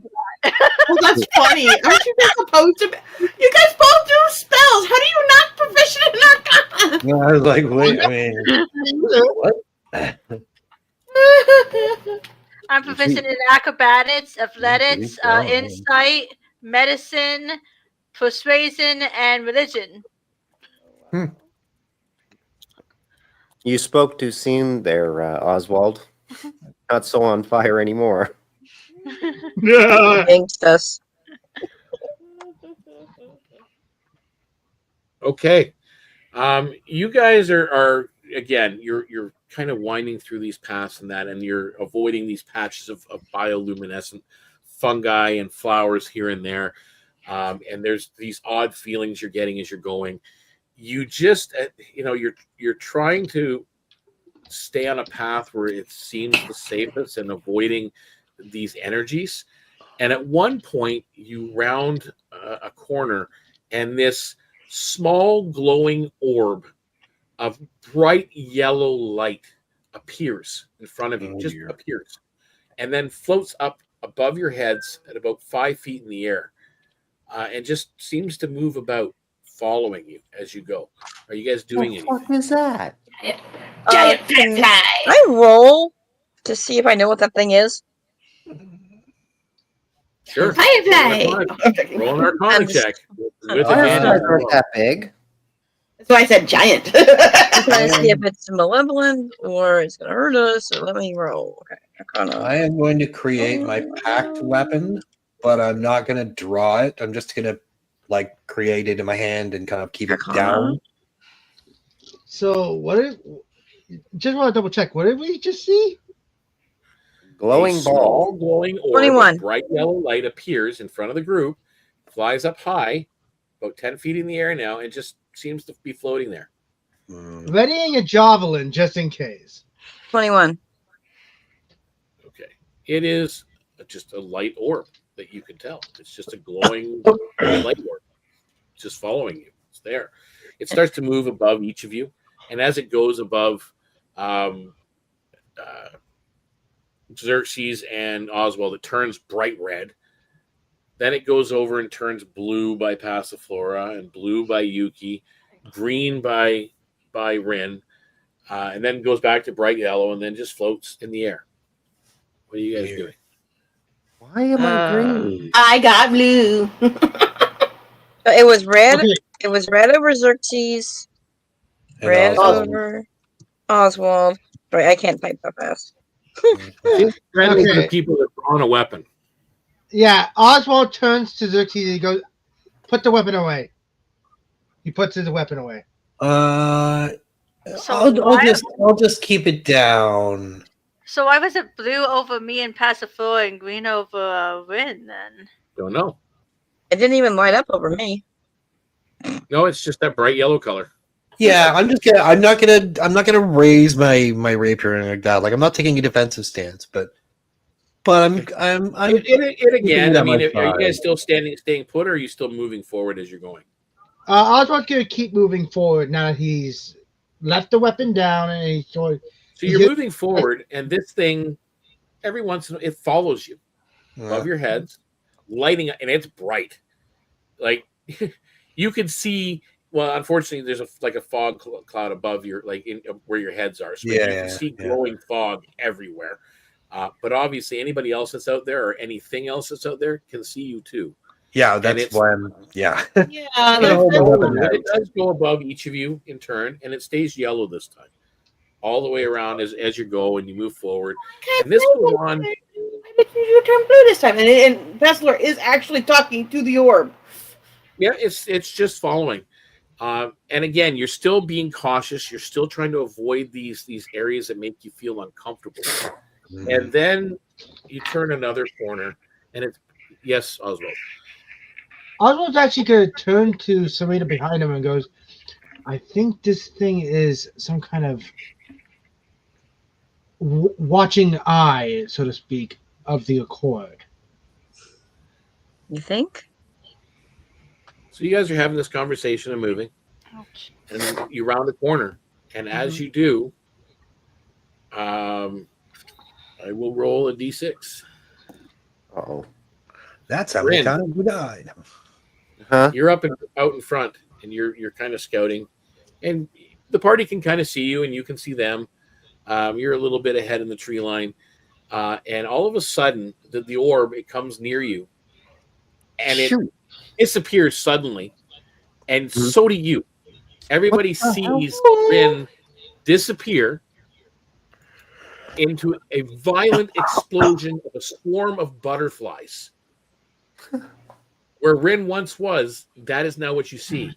Her clothes and equipment have dropped to the ground, just lying there, and there's just butterflies everywhere. She turned into butterflies. Like runs over, better, bring it back. Like runs over to where the butterflies. Oswald says to Xerxes, "We're killing the next one of those." Wait, what? We're killing what now? Gee, thanks for the. What are we? Why are we killing butterflies? It just kidnapped one of ours. But wait, what? But oh, I'm so confused. But she turned into butterflies. Can I roll to figure out what just happened? I'm scolding the butterflies / orb. Yeah, you can roll me an Arcana check. Anybody able to give me assistance? Because I ain't proficient. I would, but Passiflora is busy. I'm going to give you advantage. Thank you. Do I need to worry that Passiflora just went up to where she was because she went directly where the clothes and stuff were? Yay. Layer's like, oh boy, but Passiflora would go and try to figure out what's going on. Okay. You're up there. You're investigating. There's just butterflies. They even land on your nose. And by the way, Ren, you're conscious of this. You're butterflies. You are hundreds of butterflies, and you see Passiflora standing there looking at you, watching you. Land on her nose. Okay, Oswald's now going to yell at Passiflora and go, "Get away from those things. We don't know if they're going to do the same thing to you." What did you roll, Rena? That's Rin! It's me. I got a done.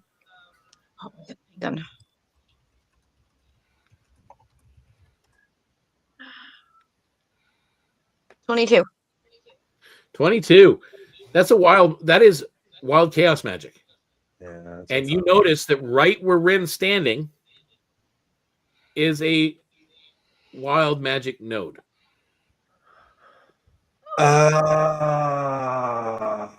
All of a sudden, Rin returns. I was just gonna say she'll come back soon. Buck naked. Oh. I think Basil were like, and like, Oswald's jaw drops. Oswald, don't eyes. stare.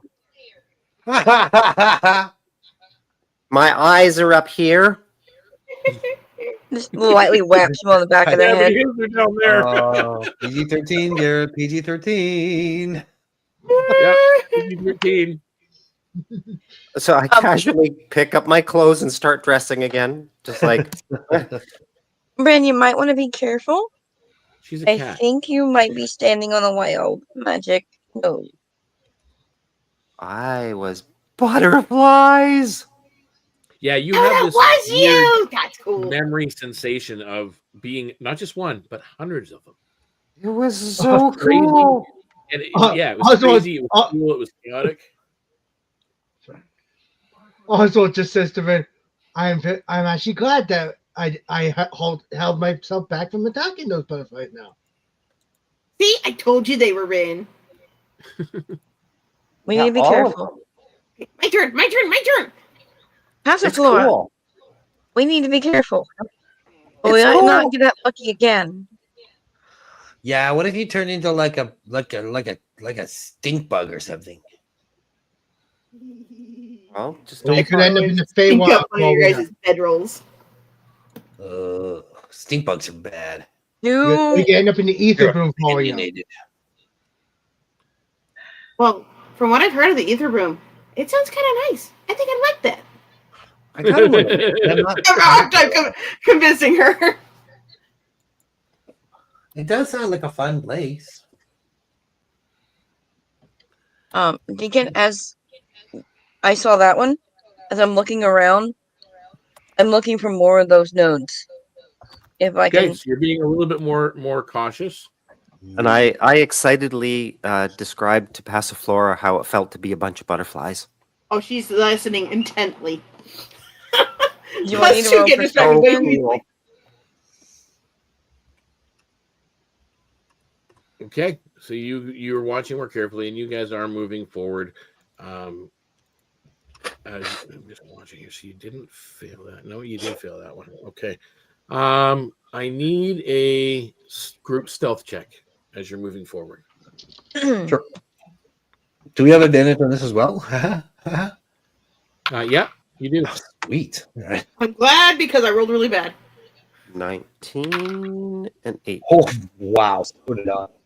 Wow, I'm glad I had advantage. 22. 22. It was better than bad. My first actual 18. bad roll. I originally rolled a nat 1, so thank God for too. advantage. Yeah, me Mine too. 18. Oh, man. Wow, that would have been disastrous. Yeah, what My first actual bad roll of Oh, this entire no. campaign. I'm glad I had advantage. Okay. So did anybody fail? Who failed? Who rolled below a 16? I got a 19.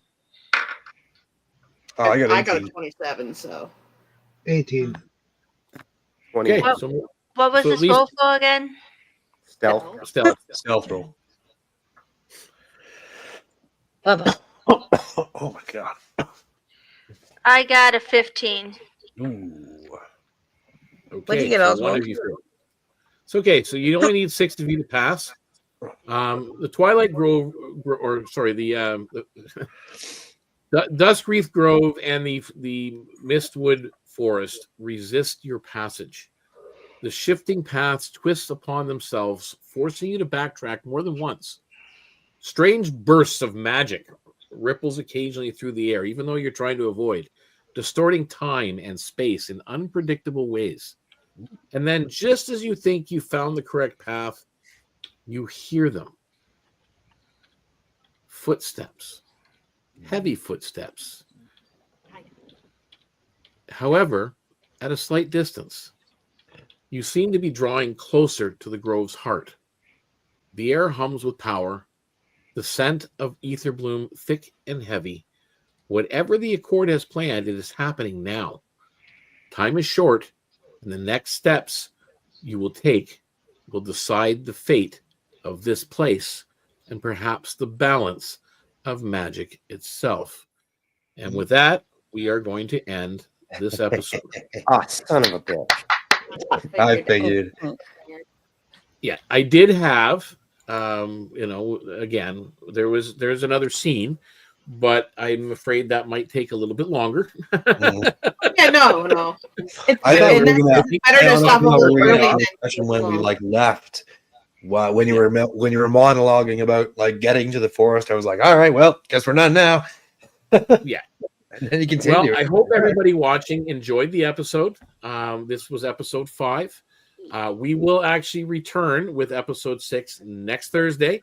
However, we'll be finishing episode 5 next Thursday and then moving into episode 6 in the storyline.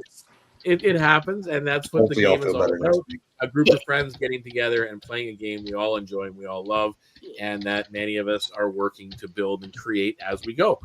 So that's what makes it interesting. So I hope you guys are able to join us. Turn into butterflies. Yeah, exactly. Hope you're able to join us on the Discord. I hope you're able to, follow us on the socials. It's at Deacon's Table pretty much everywhere, except for X.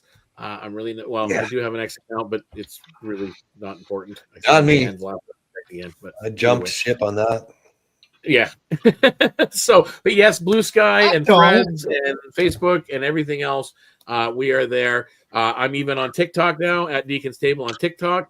Nice. I do TikTok videos as well, DM tips and tricks. That's posting and all kinds of fun stuff that I share on there. So again, I hope you guys enjoyed, and I hope you come back next Thursday and join us for that. But until next time, guys, bye for now, and you have a great week, and may all your rolls be criticals, not just 20s, because even ones could be more fun. Yes, they can. Bye.